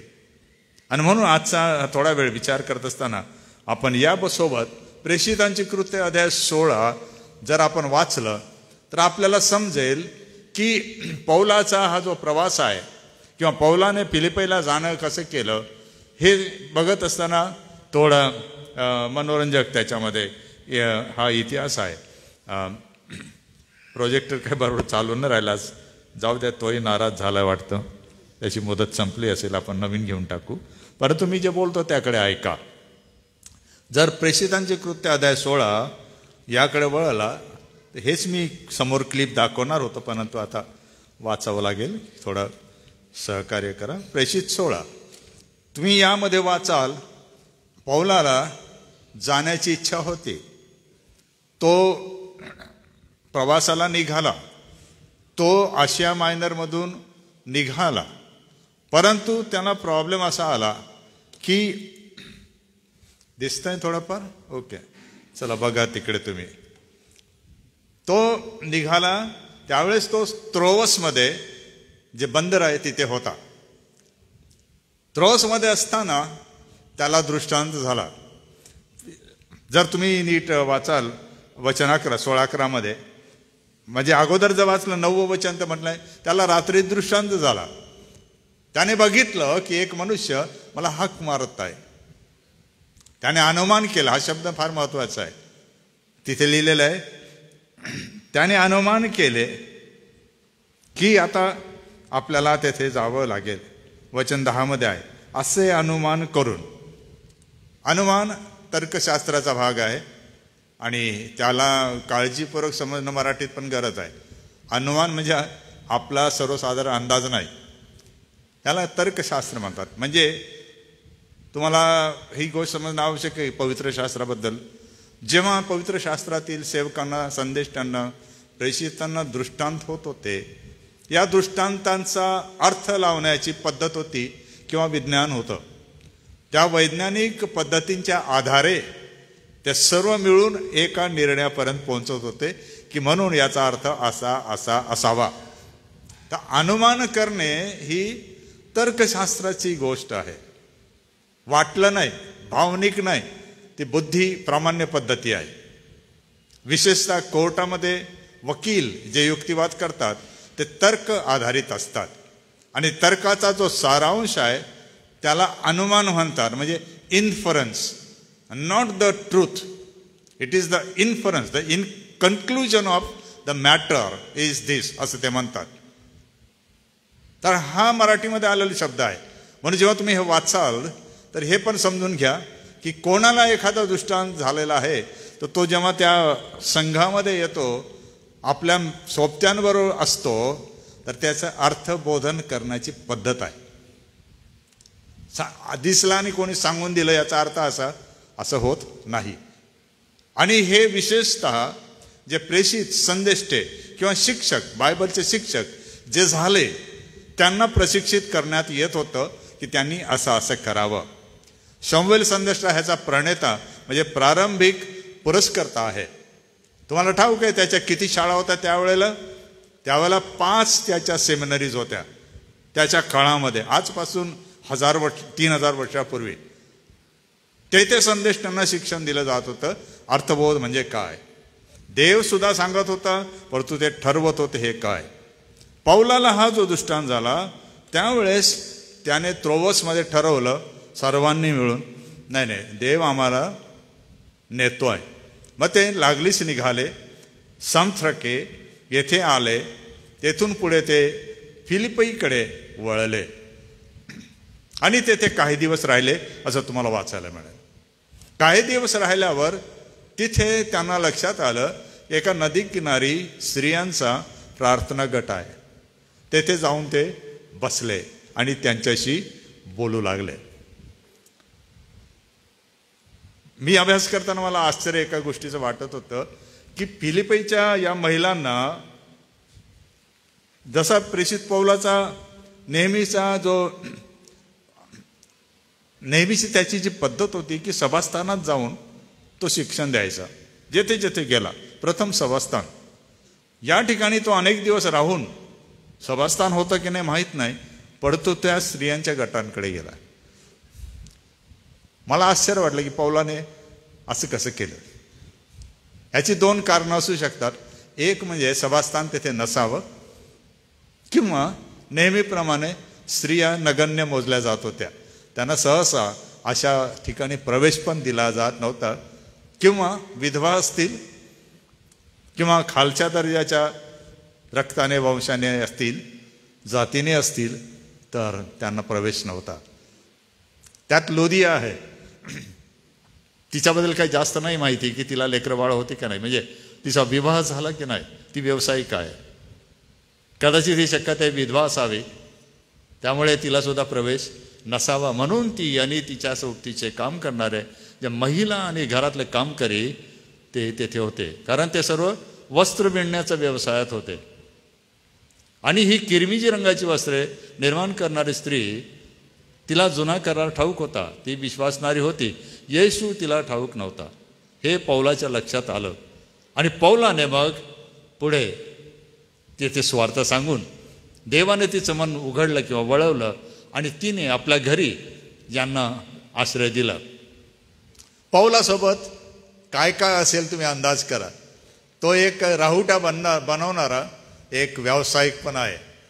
तर त्याचं किती पोटल्या बांधलेल्या असतील, थैल्या असतील, अवजारं असतील, कातडी असेल की नाही है ना. आणि सोबतीचे 8-10 लोक, सोबत तिच्या घराण्याचे लोक, एवढ्या लोकांना तिच्या घरामध्ये प्रवेश मिळण्याचं काय कारण होतं? कारण ती प्रचंड श्रीमंत होती आणि तिचं घर छोटं नव्हतं. आणि त्या घराचा वापर ती आता सेवा कार्यासाठी करते. आणि ह्याच धडा दुसऱ्या शृंखलेमध्ये आपल्याला जे बिल्डमध्ये आपण पहिली तत्वे अभ्यासत आहोत, ख्रिस्ताचा मार्ग व प्रेषितांचे शिक्षण, दुसऱ्या धड्यामध्ये म्हणजे दुसऱ्या शृंखलेमध्ये आपल्या घराला सेवेचं केंद्र कसं बनवावं, कुटुंब म्हणून कसं करावं, याचं फार सुंदर शिक्षण आहे. माझी विनंती आणि माझी फार इच्छा आहे की महिलांनी व सर्वांनी याचं शिक्षण घेतलं पाहिजे. कारण पुढचे दिवस कठीण आहेत आणि बहुतेक वेळेला छळ सहनकार्या मंडळांमध्ये महिलांनी पुढाकार घेतलेला आहे. कारण पुरुष एक तर मारले गेले, पळवले गेले, जखमी झाले, लंगडे पांगडे झाले, आंधळे झाले, तेव्हा स्त्रिया ह्या पुढे आल्या. तुम्हाला माहीत आहे बऱ्याच देशांमध्ये, आपल्या देशात पण अशा संकटांमध्ये स्त्रिया आल्या, समोर आल्या, सरकारच्या समोर, सैन्यासमोर उभा राहिल्या. ह्या स्त्रिया पौलाने हेरलं, जे काम प्रभूने मला सोपवलं आणि मला येथे आणलं त्यामध्ये मला या स्त्रिया उपयोगी होणार आहेत. हा दृष्टांत म्हणजे काय हे पण समजणं गरजेचं आहे. पौलाला एकंदर 7 दृष्टांत झालेले आहेत. जर तुम्ही प्रेषितांची कृत्य वाचाल आणि त्याची पत्रे वाचाल तर 7 दृष्टांत आहे. पण दृष्टांत म्हणजे नेमकं काय हे पण समजलं पाहिजे. दृष्टांत म्हणजे जे सर्वसाधारण लोकांना म्हणजे मंडळीतल्या दिसत नाही, तर ते ज्या नेत्याला दिसतात त्याला दृष्टांत म्हणतो. बिल्डिंग सगळेच बघतात, शेती सगळेच बघतात, नद्या नाले सगळेच बघतात, आकाश सगळेच बघतात, परंतु थोड्याच लोकांना ते समजतं की जे सर्वसाधारण लोकांना समजत नाही. ते जिनियस असू शकतात, म्हणजे अति कुशाग्र बुद्धिमत्तेचे असू शकतात, परंतु त्याचा अर्थ दुसऱ्या बाजूला असा पण आहे की त्यांना देव जे त्यांना पाहायला पाहिजे मंडळीसाठी ते पाहण्याची क्षमता त्यांच्यात निर्माण करतो. आता पौलाला बघा, छोटीशी गोष्ट होती. एक माणूस सांगतोय आम्हाला येऊन मदत करा, बस छोटीशी गोष्ट लिहिलेली आहे तिथे 1-2 वाक्यामध्ये, परंतु पुढे प्रचंड मोठं कार्य त्याच्यामुळे झालं. दृष्टांत म्हणजे ही गोष्ट आहे. दुसरं म्हणजे अलौकिक प्रगटीकरणाचे साधन म्हणून हे दृष्टांत वापरले जातात. अलौकिक म्हणजे या जगापलीकडे, इहलोक म्हणजे मानवी जग आणि परलोक म्हणजे देवलोक अशी संकल्पना आहे.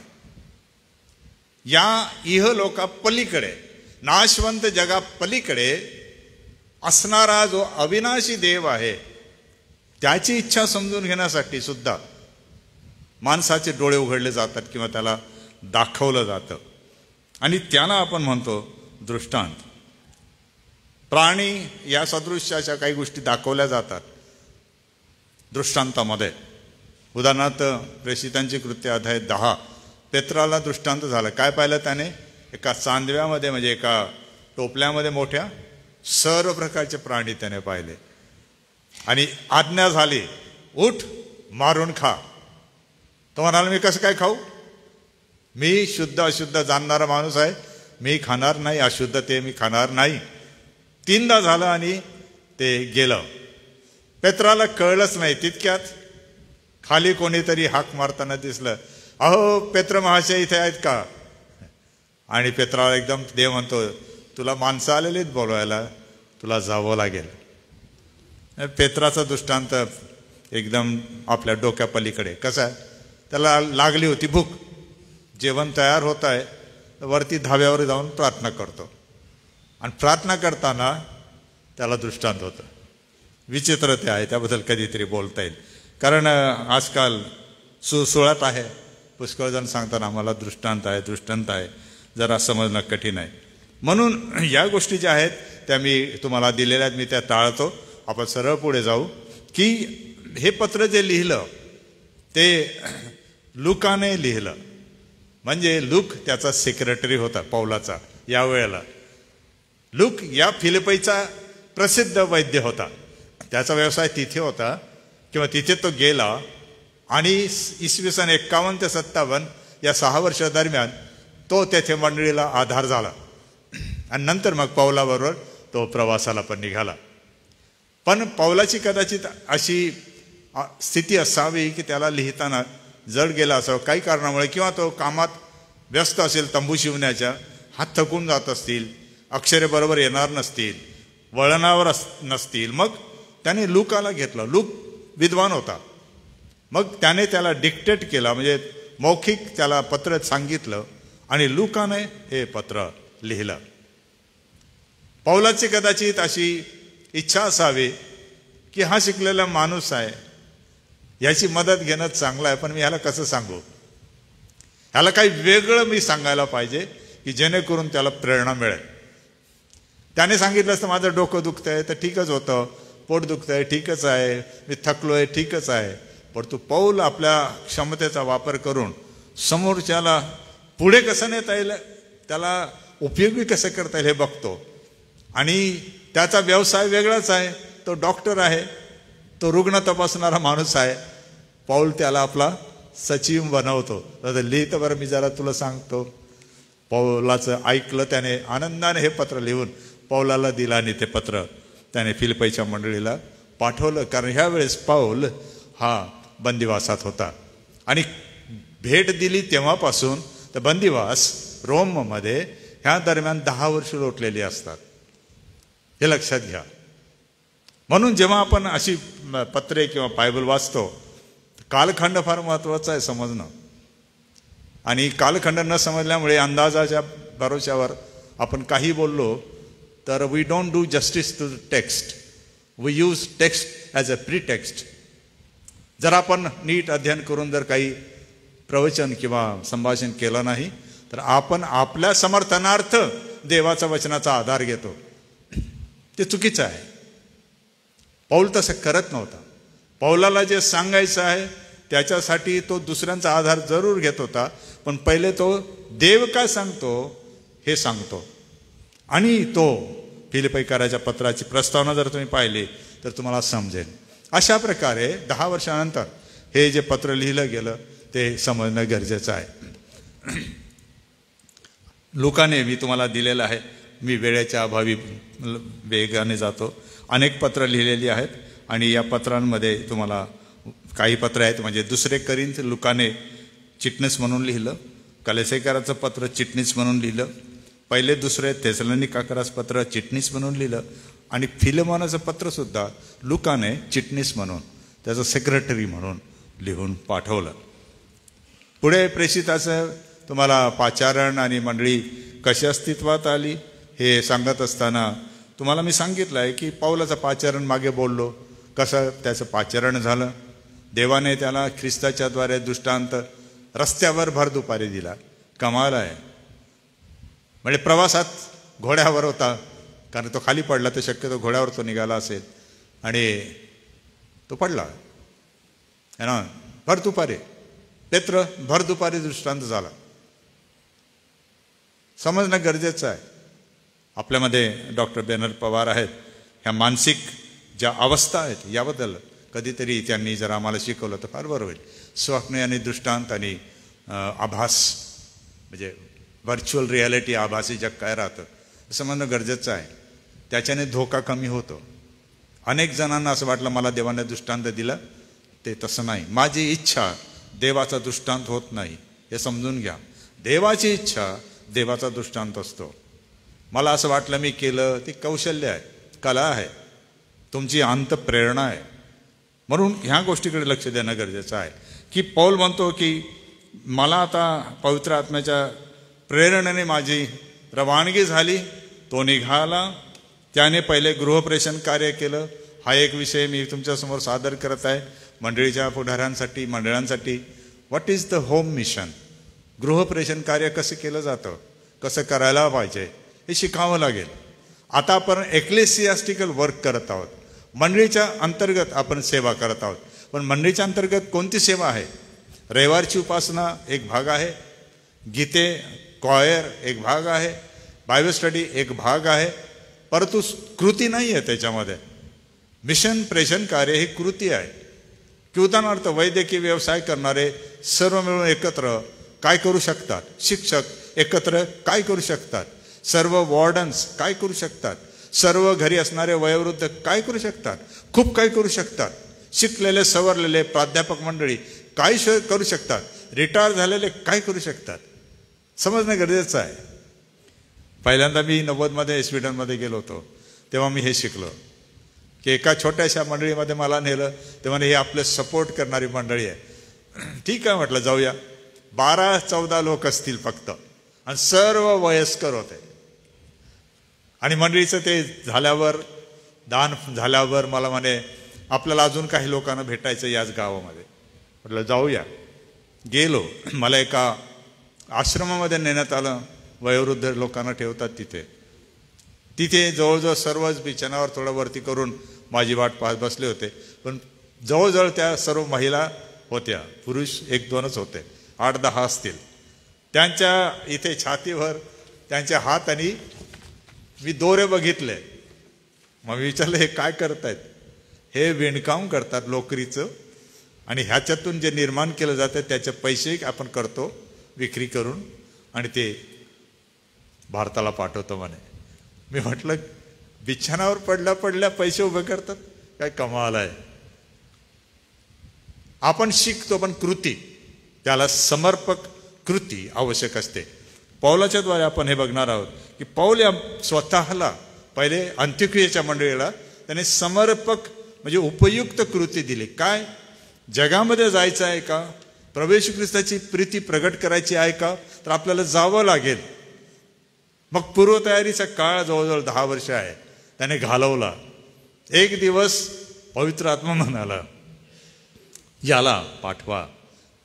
दोघं निघाले तर थेट आता दुसरी फेरी आलेली आहे. आता पुढे आपल्याला हे बघायला आवश्यक आहे की या पत्राचं जे प्रयोजन आहे ते बघताना पौलाची सेवा, हो माय गॉड, चुकलं माझं.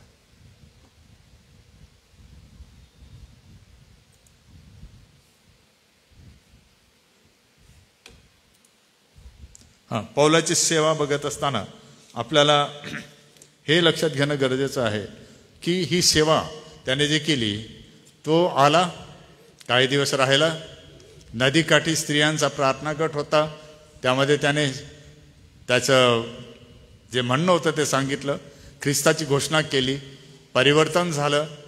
काही वेळ तिच्या घरी राहिला, आणि नंतर त्यानं देवाच्या वचन म्हणजे एक मुलगी त्याला त्या दिवसात आढळली, जी दैव प्रश्न, डिव्हिनेशन असा इंग्रजीत शब्द आहे. काहींना अंतप्रेरणा दुष्टात्म्यांच्या साहाय्याने दिली जाते, आणि त्यांच्या मानसपटलावरून किंवा अनुभवावरून किंवा पलीकडच्या त्यांच्या जगाच्या संपर्कामुळे काही गोष्टी त्यांना प्रगट केल्या जातात, त्यांच्या स्वतःच्या त्या नसतात. आणि ते सांगून ती कमाई करत होती. आपल्याकडे असे काही बाबा उदयास आलेले आहेत, अब्जपती बनलेत असे प्रश्न करून उत्तरं देऊन, आणि कमाल आहे त्यांची. मी तर म्हणजे कमाल, कधी कधी आपण आपल्या लोकांचाही विचार करतो की असेच लोक का बरं एवढं कमाई करतात.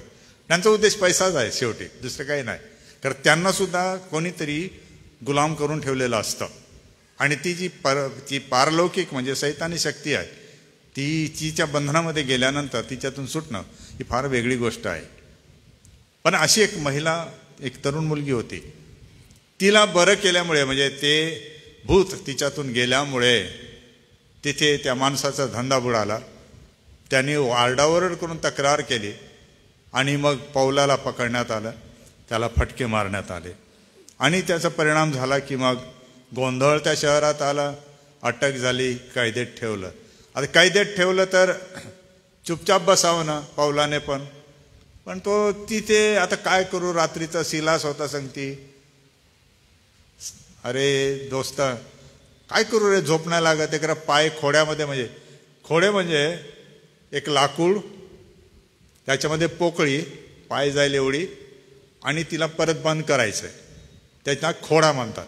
आता चित्र नाही माझ्याकडे, दाखवलं असतं की ते पाय त्याच्यामध्ये आहेत, लाकडामध्ये, लाकड साखळदंडाने बांधलेले आहेत, त्यामुळे हात थोडेसे बाजूला साखळदंडाने बांधलेले आहेत, आवश्यक तेव्हा कदाचित खोड उघडले जात होते.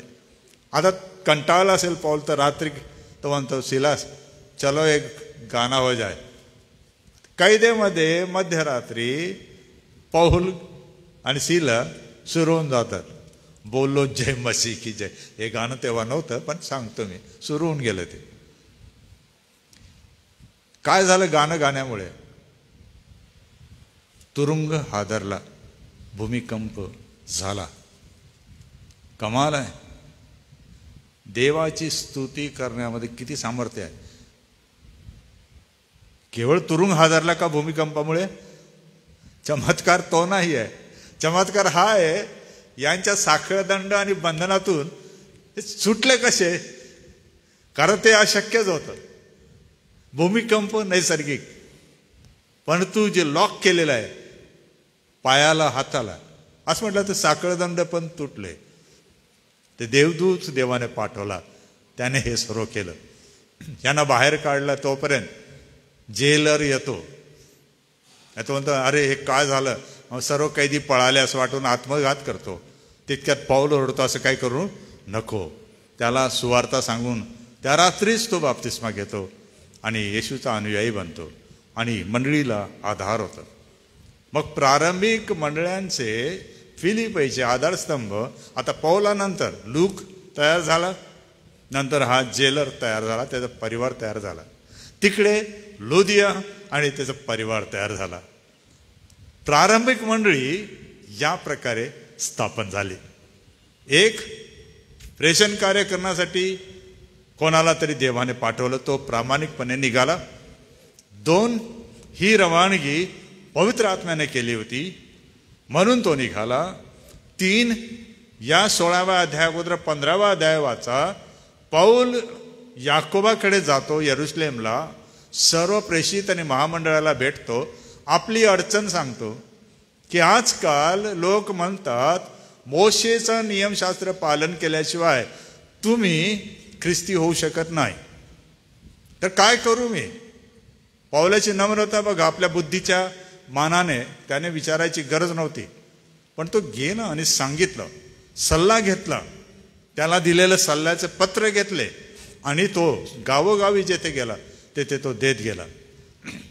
आणि हे प्रशिक्षण त्याने मग मासिदोनियात पण दिलं की ख्रिस्ती होणं म्हणजे नियमशास्त्रातून सुटणे आणि म्हणजे काय. आता 3 गोष्टी झाल्या, पवित्र आत्म्याने त्याला पाठवलं, तो गेला. आता 4थी गोष्टी ते पाहतो की स्वार्थाचं सामर्थ्य पण आपल्याला दिसतं की स्वार्थाच्या घोषणेमुळे भूतबाधा दूर झाली. आणि ह्यावर मी फार विश्वास ठेवतो, मला फार विश्वास आहे यावर. मी बघितलं आहे, मी केलं आहे. देवाने प्रचंड मोठ्या मोठ्या गोष्टी केल्या ज्या मी सांगू शकत नाही, कारण ते देवाने केल्या, त्याचंच गौरव आहे. मी काही नाही केलं, माझ्यामध्ये एवढी ताकद नाही, क्षमता नाही, पण ज्यांना माहीत आहे त्यांना माहीत आहे. बऱ्याच गोष्टी मी कोणाला कधी सांगितल्या नाही, परत जे माझ्याबरोबर होते त्यावेळीच्या मुलांना माहीत आहे की काय होत होतं. प्रचंड प्रमाणात भूतबाधा, प्रचंड प्रमाणात. धानोऱ्यामध्ये एका घरामध्ये, फार जवळचं माझं घर, त्यांना मी माझा बाबा मानत होतो. एका सायंकाळी अचानक सांगितलं, काही कसे करून घरी ये, असं झालंय. गेलो तर प्रार्थना केल्या पहिले, बंगल्यामध्ये मी राहत होतो तिथे, आणि मी गेलो मुलांना घेऊन, चला आपण जाऊया, पण काही करणार नाही, हात लावणार नाही, आपण पाहू आणि प्रभूची इच्छा काय ती जाणून घेऊ. तिथे गेल्यावर ती तरुण महिला भूतग्रस्त होऊन घुमत होते. आम्ही म्हटलं हिच्यासाठी आम्ही प्रार्थना करू. प्रार्थना केली, ती बरी झाली. कोणाला सांगू नको म्हटलं मी, कारण हे मी केलेलं नाही आणि मला कुठलं श्रेय नको ना, मला कुठला पैसा पाहिजे. तर त्या भागामध्ये बरेच जण होते जे असं प्रार्थना करीत होते आणि बरं झाल्याचा दावा होत होता, कमाई पण होत होती. आता जे करतात करू द्या, मी त्याच्या विरुद्ध नाही. मागच्या वर्षी ही गोष्ट आहे 85ची. मागच्या वर्षी धानोऱ्याचं जेव्हा उद्घाटन होतं, शताब्दी होती, त्या दोघी बहिणी धावत आल्या बाहेर मला भेटायला. मला दादा मान ओळख्यो का म्हटलं, असं तर वाटतंय तुला पाहिल्यासारखं वाटतंय. म्हणे मी ती सांगू नका कोणाला, मदनची बहीण होती ती. मला म्हणे आई मदना पै आहे. अरे हो रो. अगं म्हटलं तू तेव्हा त्या अशा प्रकारे ग्रस्त होती, परत त्रास नाही झाला का तुला? काय नाही म्हणे, बिलकुल नाही झालं कधीच म्हणे. आता 85 ते 2023 38-48 वर्ष मी नाही केलं ते, मला माहीत पण नाही ते कसं झालं. नाही, मी फक्त प्रार्थना केली. सामर्थ्य, देवाचं सामर्थ्य प्रगट होणं गरजेचं आहे सुवार्तेमध्ये. तेव्हा मंडळ्या स्थापन होतात असं मला म्हणायचं आहे. मंडळ्या तेव्हा वाढतात, पण पुढे कोणी टिकवायचं नाही की टिकवायचं आहे हा विषय वेगळा आहे. परंतु त्या ठिकाणी देवाचं सामर्थ्य प्रगट होणं गरजेचं आहे. जसं नंदुरबार गरजेचं आहे आणि खूप देवाने काम केलं येते, पण फक्त आपण साक्ष द्यायला संधी देत नाही. कधीतरी एखाद दिवस होऊन जाऊ द्या, मस्त दुपारचं जेवण करा. देवाने मागच्या 1 वर्षात काय तुम्हाला सहाय्य केलं जरा सांगायचं. मला वाटतं 1 दिवस पण पुरणार नाही, इतक्या प्रचंड गोष्टी देवाने आपल्या जीवनात केल्या आहेत. पण मंडळी जी पवित्र आत्म्याच्या प्रेरणेने स्थापन होते, तर ते पवित्र आत्म्याचं सामर्थ्य पण प्रगट होतं असं मला म्हणायचं आहे. आणि या सामर्थ्याने ही मंडळी ही तयार झाली. दुसरं सामर्थ्य, देवाने डायरेक्ट त्या कैदखान्यावरच आपला हात ठेवला. केवळ भिंती हादरल्या नाहीत, बंधनं सुद्धा देवाने तोडली. तिसरी गोष्ट त्याचं सामर्थ्य दिसतं की जो बंधनात टाकणारा जेलर, तुरुंगाधिपती, त्याचंच परिवर्तन झालं. कमालची गोष्ट आहे. आणि हे लोक मंडळीचा पुढे आधार बनले. शिक्षण हे आहे. या मंडळीत पण मी बालपणाचा पाहत आहे, प्रचंड मोठं काम देवाने अनेकांच्या जीवनात केलेलं आहे, आशीर्वादित केलेलं आहे, सुख दिलं आहे. सर्वच दिवस सुखाचे नव्हते, मी मान्य करतो. पण तुम्ही मंडळीचा आधार मानला का विसरून गेला सर्व?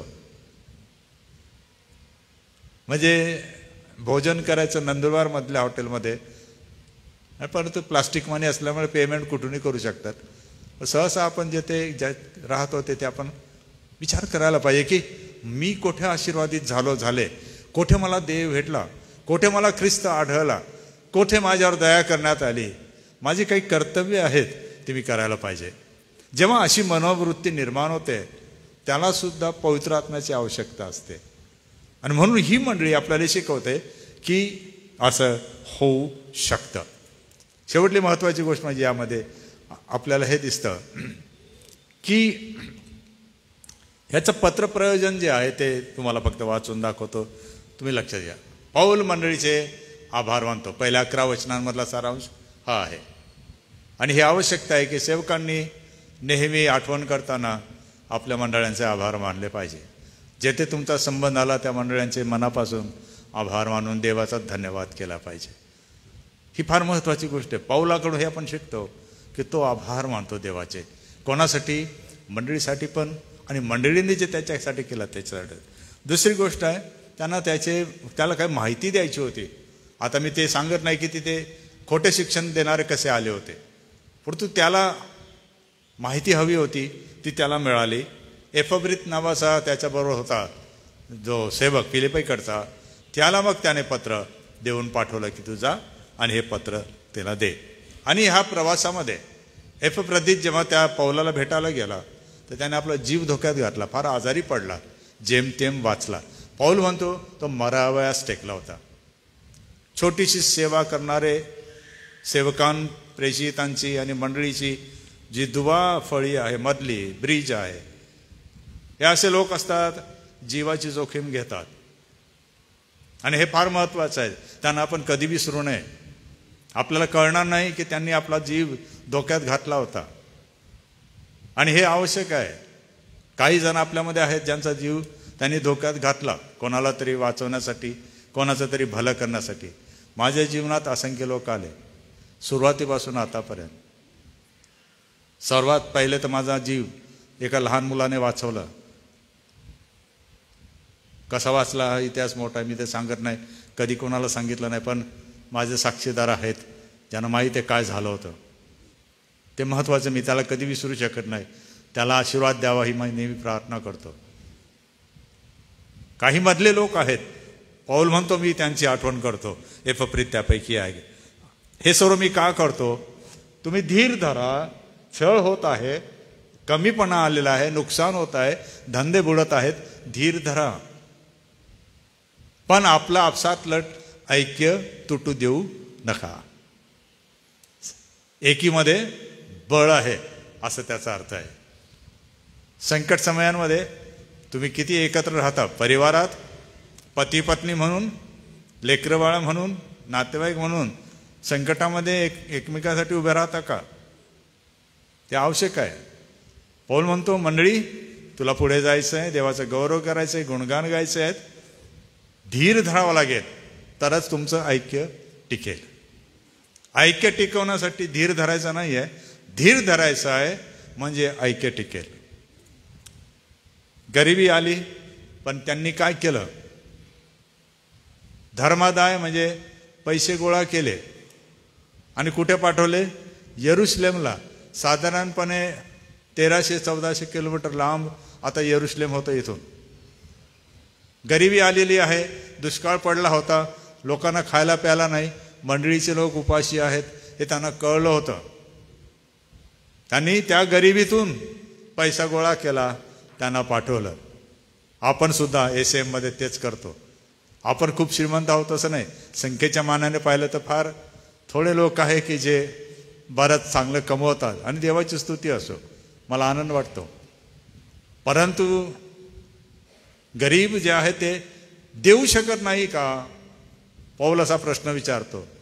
पौल म्हणतो देऊ शकतात. त्यांना हे समजलंच पाहिजे देवाच्या कार्यामध्ये त्यांचा सुद्धा सहभाग आहे. त्यांच्या पद्धतीने, त्यांच्या आवक जेवढी आहे त्या पद्धतीने देऊ शकतात. आणि गरिबांनी सहसा जास्तीत जास्त दान केलेलं आपल्याला दिसतं. संकटे आव्हानं वगैरे येतात, मग आपण काय करावं? या पत्रामध्ये तो म्हणतो लक्षात घ्याल. पौल म्हणतो तुम्हाला टिकायचं असेल, ऐक्यामध्ये राहायचं असेल तर तुम्ही काय करा? पहिली गोष्ट प्रार्थनेमध्ये आनंद करा. पहिला अध्याय वचन 4 मध्ये तो म्हणतो तुम्हाला माहीत आहे की मी जरी अशा प्रकारे येथे आलो आहे तर मराठीमध्ये 4 आणि 5 वचनं एकत्र आलेले आहेत. पहिल्या दिवसापासून आजपर्यंत सुवार्तेच्या प्रसारात जी तुमची सहभागिता तिच्यामुळे मी तसे करतो आणि तुम्हा सर्वांसाठी नेहमी प्रत्येक विनंतीच्या वेळेस आनंदाने करतो.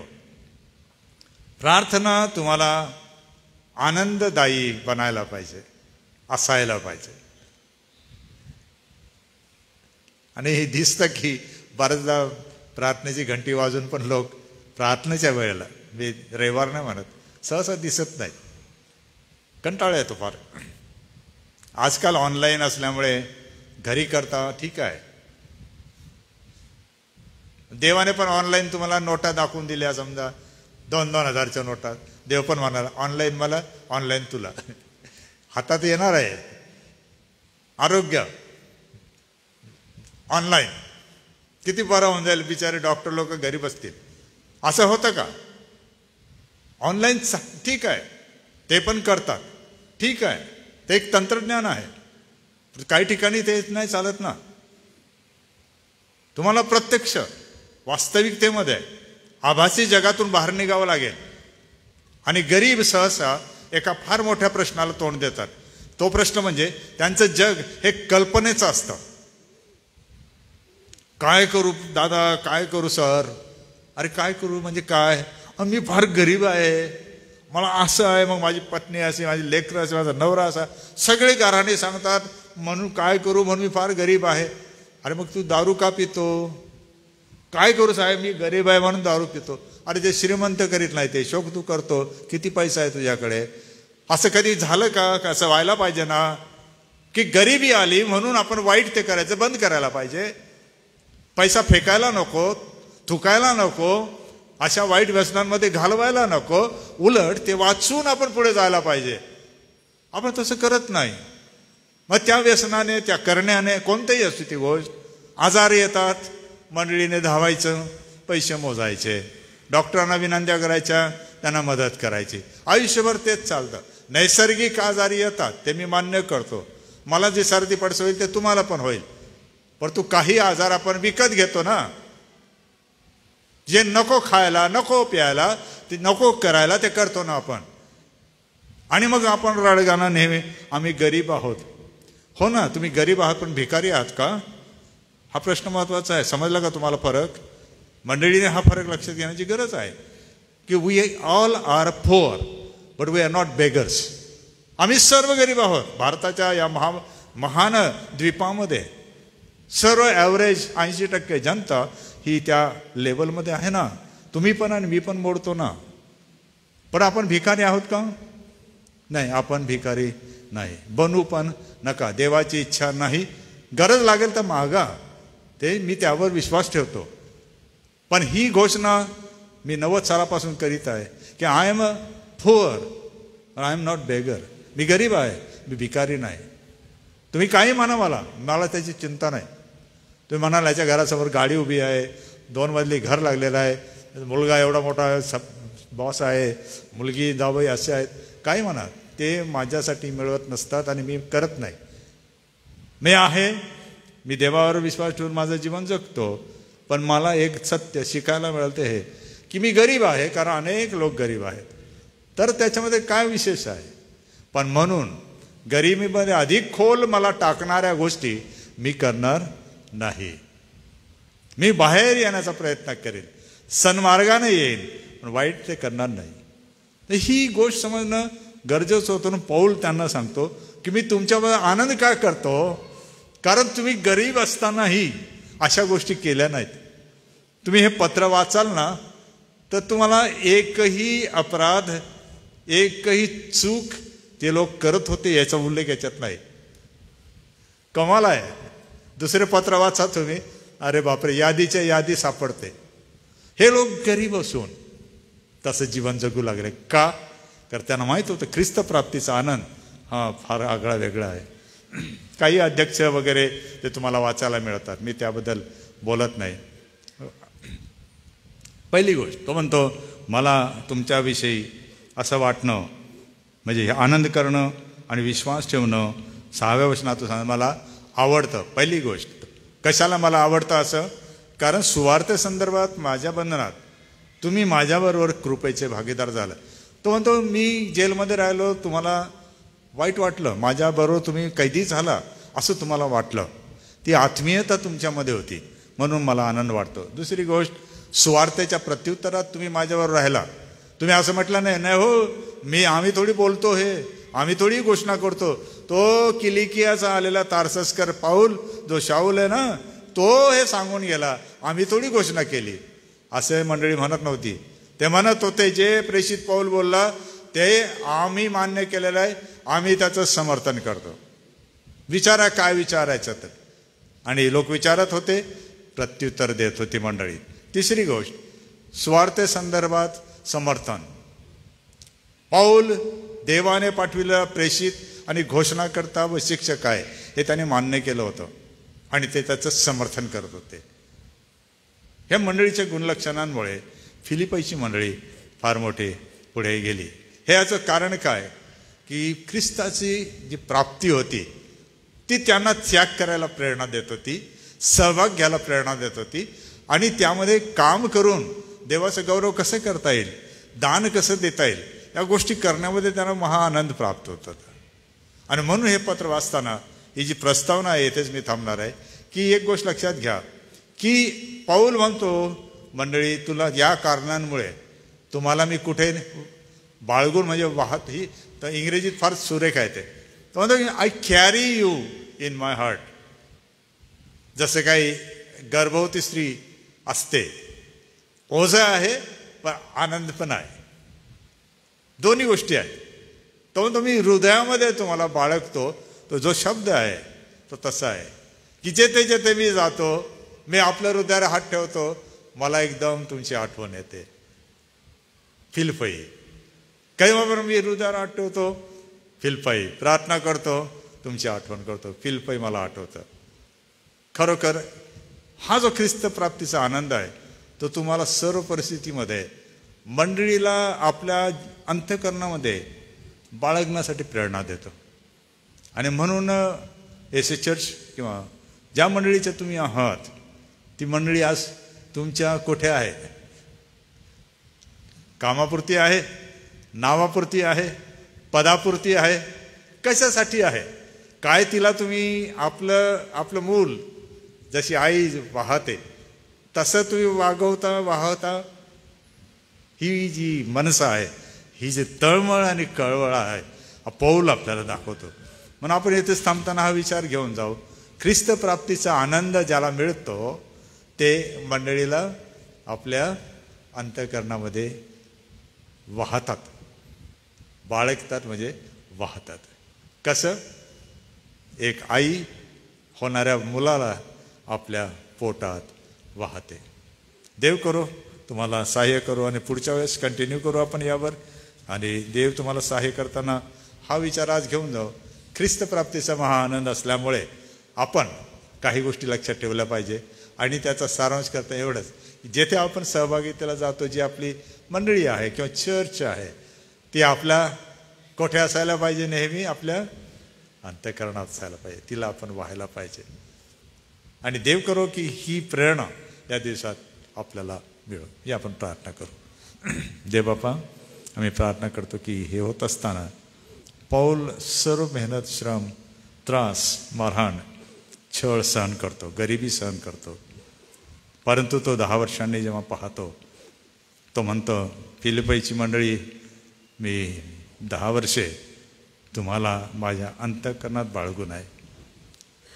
सुवार्तेला जो प्रतिसाद दिला, सुवार्तेला सहभागिता दिली, प्रत्युत्तरात सामील झाले, सुवार्तेचं समर्थन केलं, प्रार्थनेत आनंद केला, या गोष्टीमुळे देवबापा ही मंडळी पुढे प्रगतिशील झाली.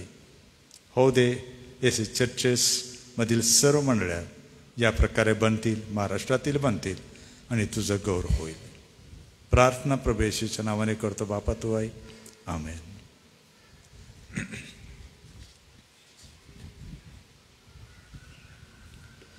आजच्या पवित्र वचनाच्या सेवेसाठी मी परमेश्वर पित्याला धन्यवाद देतो. व प्रियजन होम मंडळी जशी प्रभूचं गौरव करीत आनंदाने पुढे जात होती, आम्हीही विश्वासणारे म्हणून आपल्या जीवनात मंडळीच्या या सहभागितेच्या द्वारे पुढे जाऊ आणि प्रभूचं गौरव करू. मी परमेश्वराला आभार मानतो आणि सोबतच रेव्हरंड जी जयकर पाळक साहेब आपलं देखील मनपूर्वक आभार मानतो. आजचा जो उपदेश आहे त्याचे PDF ज्या फाईल आहे ते एस चर्च नंदुरबार ह्या ग्रुपवर देण्यात आलेल्या आहे. आपण तेथे वाचू शकता व आजच्या वचनाचा आनंद घेऊ शकता. या सप्ताहभरामध्ये प्रभुदेव बाप आपणा सगळ्यांच्या सोबत राहो, आपल्याला आपली कृपा पुरवो. या वेळेला आपण आपल्या जागेवर उभं राहूया, प्रभूने शिकवलेली प्रार्थना म्हणूया आणि प्रभूच्या प्रार्थनेनंतर आपण आशीर्वाद घेऊ आणि एकमेकांना सलाम करून आजची भक्ती आपण समाप्त करणार आहोत. आशीर्वादासाठी डॉक्टर रेव्हरंड जी जयकर पाळक साहेब हे पुढे येतील.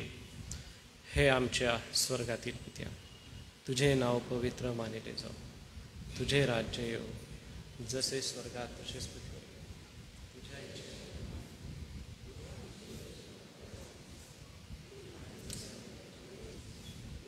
तसेच तुमची एमास सोड आणि एमास परीक्षेत आणू नकोस, तर आम्हास वाईटापासून सोडी. कारण की राज्य, सामर्थ्य आणि गौरव ही सर्व काळ तुझीच आहे. आमेन. आता आपल्या तारणाऱ्या प्रभू येशू ख्रिस्ताची कृपा, देव जो बाप याची प्रीती आणि पवित्र आत्म्याची सहभागिता आपणा सर्व विश्वासणाऱ्यांबरोबर, देवाची मंडळी आणि इस्रायल राष्ट्र ह्याबरोबर आता आणि सदा सर्व काळ होत राहो. आमेन. देवा